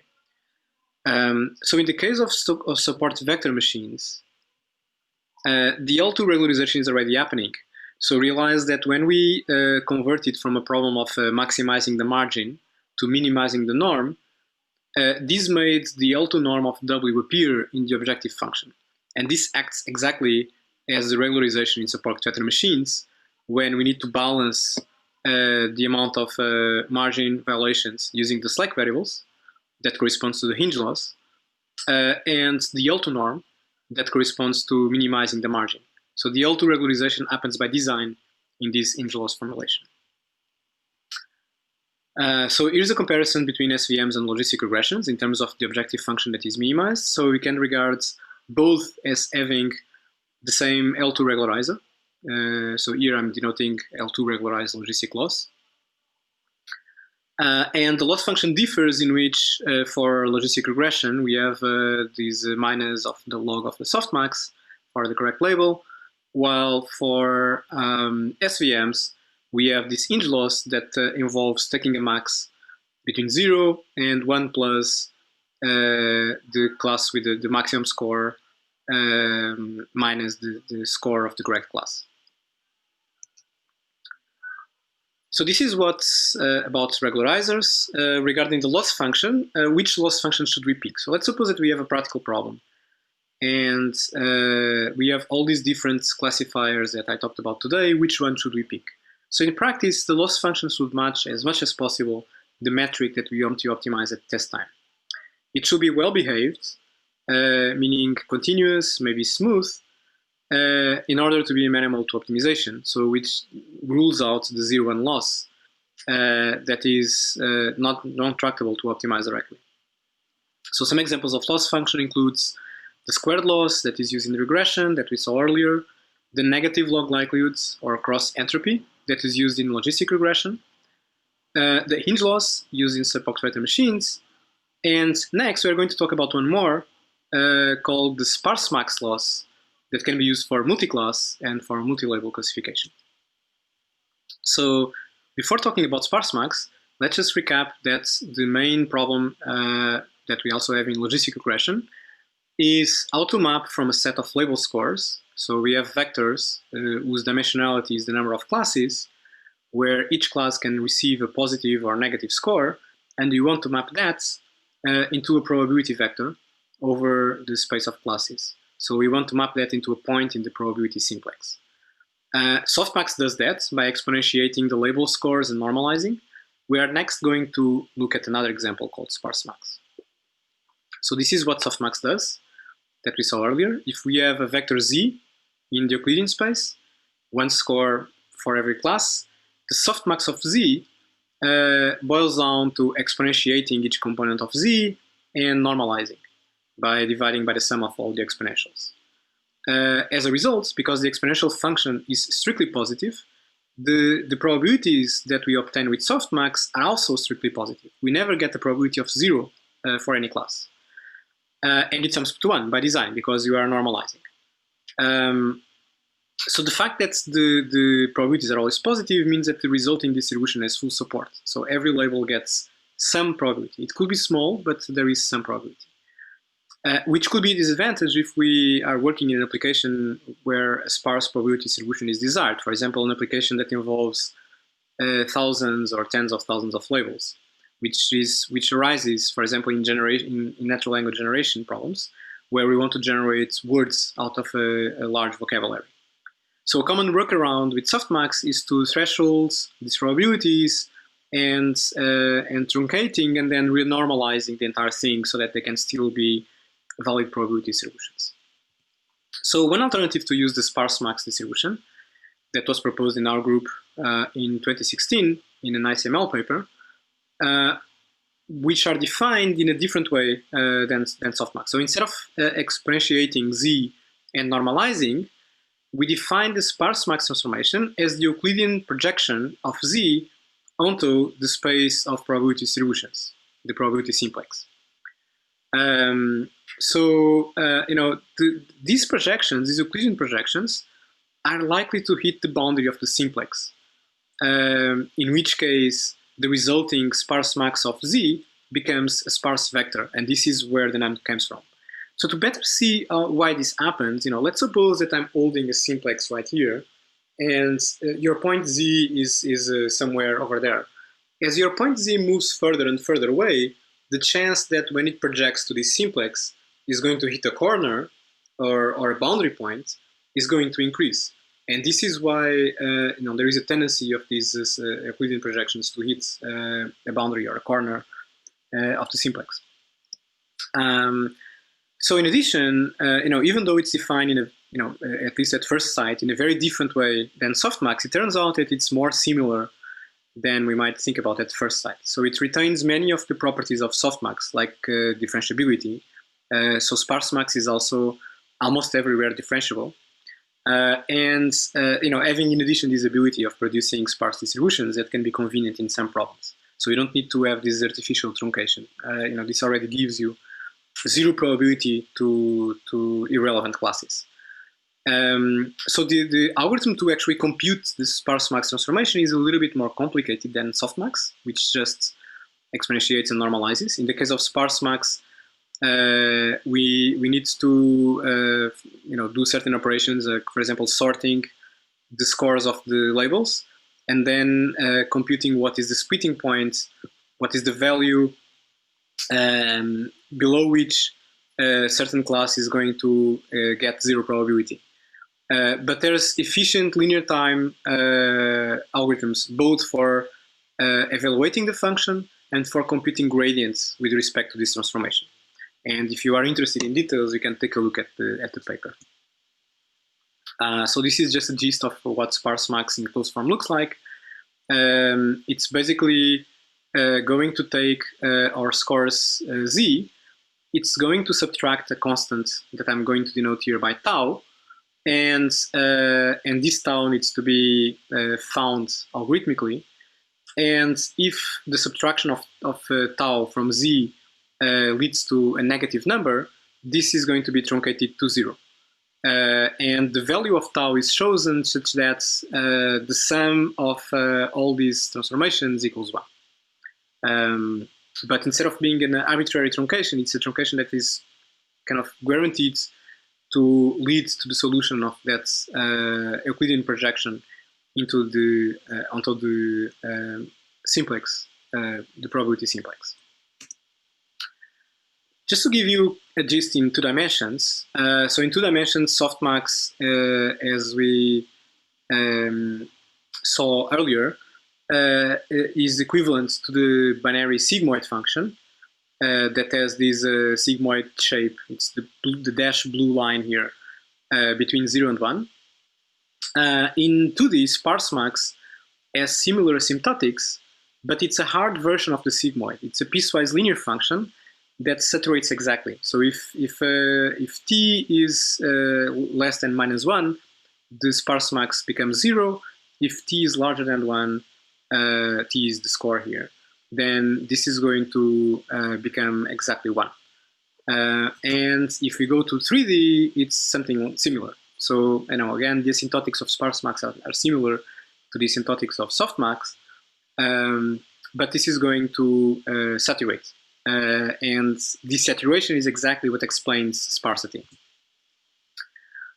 All right, so how to use sparse-max's loss function. So if you recall logistic regression, we were optimizing log likelihood, which amounts to taking logs of probabilities. But in the case of sparse-max, this is tricky. We cannot do this because there is a chance that the probability of the correct class is 0 according to our model. So if we take a log of that, we get a log of 0, which is minus infinity. So we get infinitely penalized by these predictions that give 0 probability to the correct class. So instead, there are other loss functions that makes more sense for the case of sparse-max. To understand what they are, let's look again at logistic regression in the multinomial case. In that case, the loss function that is associated to that is the negative log likelihood. So it's the log loss that we were discussing earlier, which means minus the log of the softmax of z of x. Z of x is basically the scores, and we take the entry y denotes the correct class here after the softmax transformation. And the gradient of that takes this form that we also saw earlier. So it's a difference between 2 matrices. One that is basically multiplication between one hot vector for the true class and the feature vector phi of x transpose. And the second term that takes the probabilities of all the classes according to the model times, again, phi of x transpose. So this is what happens with softmax and logistic regression. In the case of sparse-max, we pick a loss function that has a similar gradient, except that we replace softmax by sparse-max. But we still get, in the second term, we still get probabilities of the true model. Probabilities for all classes according to the current model. The loss function that corresponds to that gradient is the one that I'm giving here. I'm going to skip details, but this loss is well found theoretically, so it satisfies many properties that are particularly convenient, including the existence of a margin that is similar to the margin that we have in sub-pocket vector machines. So I'm going to skip details. I can point out to some references in case we have questions about that. But so to just illustrate, the points, for classification, here's a plot that shows several different losses for all the examples of classifiers that we addressed today in the class. So the red plot is the 0-1 loss. This is typically what we would like to approximate, but it's infeasible to do so. This is a loss that assigns a loss of 1 if we pick the wrong class and a loss of 0 if you get the correct class. So S here is denoting the difference between the score Z2 and Z1. And we assume here that the correct label is +1. So actually this is wrong. S should be different. Z of +1 minus Z of 1.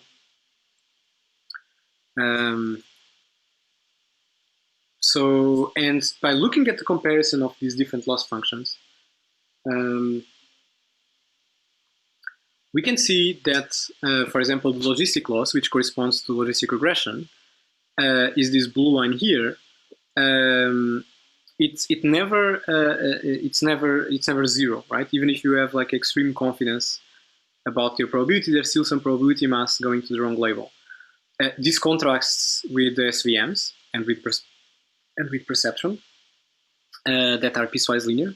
So, for example, the hinge loss associated to SVMs is this scan line here. That's for scores for margins that are greater than 1, which corresponds to S less than -1 here.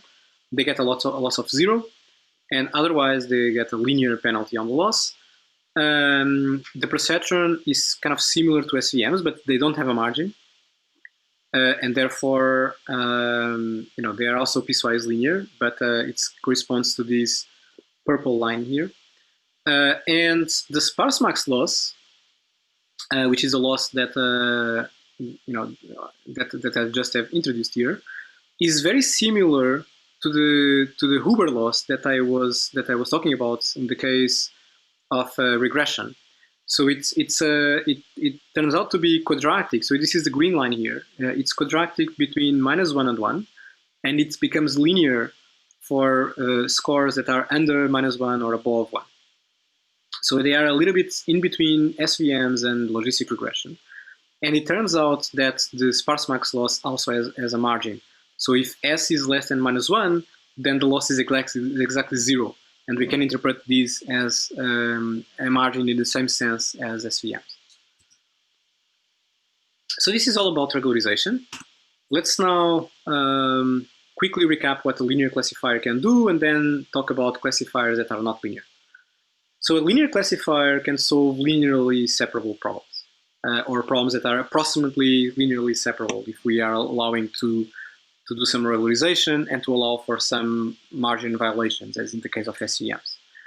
So linear classifiers will do a good job, for example, at learning the OR function, the AND function, and so on, but they cannot learn something like XOR, which is not linearly separable, unless we change the feature representations. So if we, instead of having x1 and x2, we have x1 prime as the negated x1 and x2, and x2 prime as x1 and negated x2, then this circle collapses into a single point, everything becomes separable, and everyone is happy. But we need to do this feature engineering to achieve this new representation. So here's our summary. We have seen these 4 algorithms plus sparse-max. They all lead to convex optimization problems or to closed form solutions. There is no issues with local minima or initialization. And they all assume that the features have been well engineered beforehand. So they don't try to learn phi of x. They assume that phi of x is given. They don't learn representations. This is what contrasts them with linear networks. And so they assume that phi of x is designed in a way that the data is nearly linearly separable. What if it's not? So if data is not nearly linearly separable, there are several possibilities. We can try to engineer better features. And this might look very naive, but it often works. It's sometimes the best thing we can do to solve a problem quickly if you don't have a lot of training data. Another option is to use kernel methods. Kernel methods allow to, so they work implicitly in a high-dimensional feature space where we don't compute features explicitly, but instead take kernel evaluations that are similarity functions that compare to data points. There's still a problem with kernel methods, which is we still need to choose or design a good kernel, which might be hard. So this is as hard as engineering good features. but the model capacity in kernel methods is confined to positive definite kernels. So we don't have arbitrary flexibility about the similarity functions that we want to define. So the good thing is that all the algorithms that I talked about today, they can be kernelized. So they still work. The algorithms will have a different runtime because instead of evaluating features, we need now to compare data points. But they will still lead to something that is a linear classifier in a high-dimensional feature space that we never instantiate directly. Another alternative that is going to be the topic of the next class by Bixia Rai is neural networks.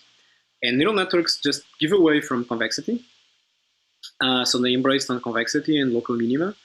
And instead of engineering features or kernels, they replace that by engineering the model architecture and by tuning hyperparameters. Okay, so, but still, thinking about the two first examples, features and kernels, there's two big views of machine learning, two big ways of building machine learning systems. One is feature-based, which based on describing objects' properties. So we have some x, and you describe these properties by designing a vector phi of x, the features. And then you build models that manipulate these features, for example, by learning a weight for each feature. And this is everything that we have seen so far. But there is a second strategy, which is basically building models that are similarity-based. In this case, we don't try to describe objects by their properties. Rather, what we do is to build systems by comparing objects to each other. For example, instead of defining a phi of x for a point x, we define a function fxy for a pair of objects xy that tells us how similar is this x to this y. So this underlies algorithms like the kth nearest neighbor algorithm. It underlies kernel methods, Gaussian processes, and several other methods. And sometimes these two are equivalent, if we apply some transformations. So let's start with the nearest neighbor classifier, which is not a linear classifier in general, but it's a very popular classifier, and sometimes it's the low-hanging fruits, the easiest way that we get to come up with a baseline for a problem. In the simplest version, it doesn't require any parameters. Nearest neighbor classifiers just memorize all the training data. They memorize all the points, xi, yi, instead of training a model. And then when you are given a new input x, they find its most similar data point xi, according to some similarity function, and they predict y hat as the label of that data point xi. So they rely on some sort of smoothness assumption. They assume that points that are similar will have similar labels.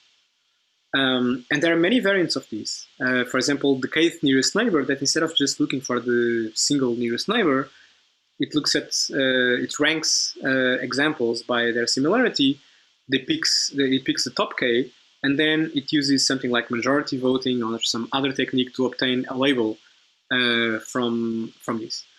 So the disadvantage is that it requires searching over the entire training data. Of course, there's some specialized data structure that can be used to speed up search, or depending on which problem we are talking about. But in general, this can be an expensive operation, especially if you have a large training set.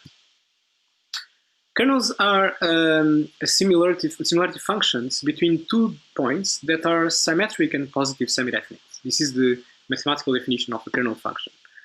So we are going to denote kernels by the letter kappa here. So kappa of xi, xj is a real number that expresses how similar the points xi and xj are. And when you are giving a training set D that consists of inputs and output pairs xi, yi, we can collect these points and compute something called the Gram matrix that contains all the pairwise similarities between points xi and xj. So this is a matrix that is n by n, where n is the number of training points. So the fact that the kernel is symmetric means that this matrix is also going to be symmetric.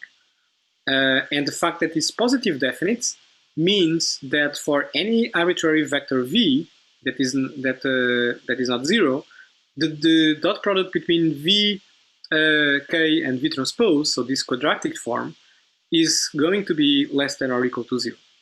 So actually equality if and only if V is a vector with all zeros.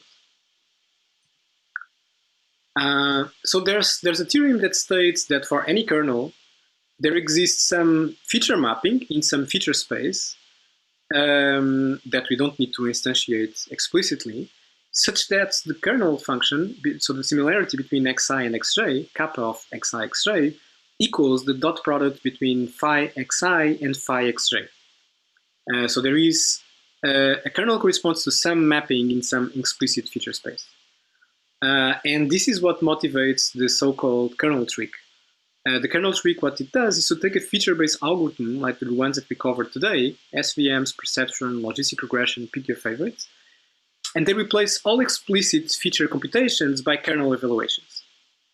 So for example, the dot product between wy times phi, so the dot product between the vector wy and phi x can be written as a kernel expansion that includes the kernel evaluation between our point x and every point in our data set xi, for some coefficient alpha.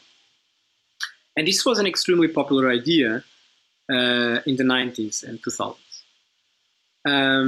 So kernels can be regarded as a sort of tractable nonlinearity. A linear classifier in a higher dimensional feature space becomes a nonlinear classifier in the original space. So like this picture shows. Like for example, here we have a quadratic separation boundary that defines our classifier. And this might be linear in some high-dimensional feature space. But we don't care so much about doing explicit computation in that high-dimensional feature space. We can just use the kernel function to replace that. So computing a nonlinear kernel is sometimes better computationally than calculating the corresponding dot product in the high-dimensional feature space. And many of the models, including all models that we saw today, they can be kernelized. Of course, the drawback is that unless we do some extra assumptions, there is a quadratic algorithmic dependency on the dataset size. So for example, many of these algorithms require instantiating the kernel matrix, which is a matrix n by n, when n is the number of training points. And just instantiating these metrics, evaluating kernels between all data points, grows quadratically with the size of the dataset, which can be too expensive for large datasets. So this is an example where separating the blue points from the red ones, the red circles, which will be impossible with a linear classifier in 2D. But if we use a kernel function, a polynomial kernel in this case, it becomes very easy to separate the blue points from the red ones, because in 3 dimensions they become linearly separable. So some examples of popular kernels are the polynomial kernel, that are defined just by taking the dot product between xi and xj, adding a constant, and raising it to some degree d, or the Gaussian radial RBF, so Gaussian radial basis kernel, that takes the Euclidean distance, the squared Euclidean distance between the feature vectors phi of xi and phi of xj, weights this by some coefficients and takes the exponential. So this can be regarded as kind of the value of a density using a Gaussian probability solution. Other examples for discrete data include things like string kernels, that are kernels between sequences, and tree kernels that are used to compute kernels between trees. So to conclude, and this is the conclusion of the class today, linear classifiers are a broad class that includes well-known machine learning methods, including the perceptron, naive Bayes, logistic regression, and SVMs. They all involve manipulating weights and features. They either lead to closed-form solutions, which is the case of naive Bayes, or to convex optimization problems, which is the case for logistic regression and SVMs. So they don't suffer from local minima. Any local minima is a global minima for these linear classifiers. Stochastic gradient descent algorithms are useful if training datasets are large. And these are basically all the learning algorithms that we covered today. We are going to revisit SGD and related algorithms in subsequent classes. However, they require, all of these models require a manual specification of feature representations. They assume that someone is engineering good features for us.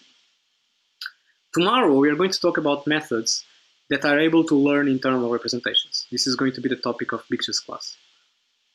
All right, so thank you very much.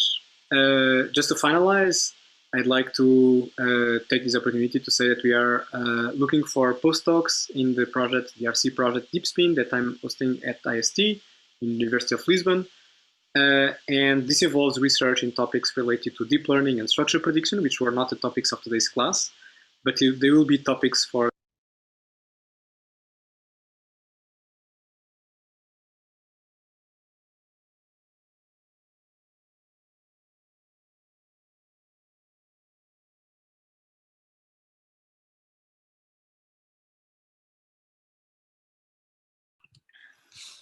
All right. So if people have questions, there's a few minutes for Q&A. So I try to reply most of the questions in line. And we are trying to copy paste some of the questions to chat so that it become visible to all the participants. And you can follow up on some of those discussions.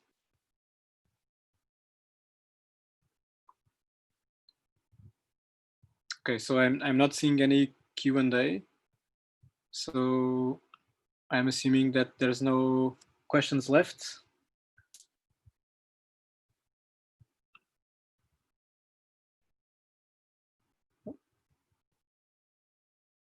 Okay, perfect. So thanks a lot for. Okay, there is one question now. SVM chooses only specific kernels. Why exactly them? Okay, that's a great question. So the default approach with SVMs is to choose your kernel beforehand, and then plug it in the SVM algorithm, and then you get something that parameterizes your model. But there are approaches that try to learn the kernel. And by the way, learning the kernel is as hard as learning representations or learning good features.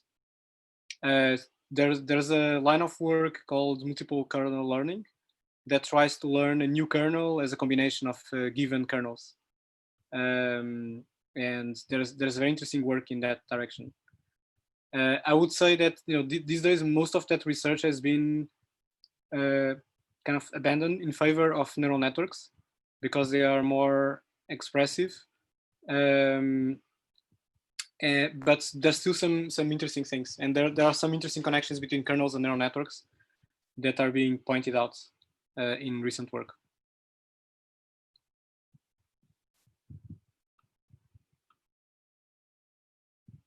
Okay, so this is it.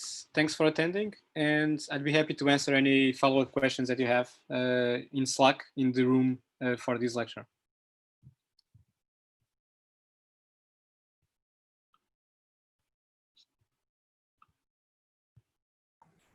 Thanks very much, Andre. So feel that the audience give you some claps for your nice lecture, and we'll resume the session in the next session at 2 with the labs. Thank you very much, everyone.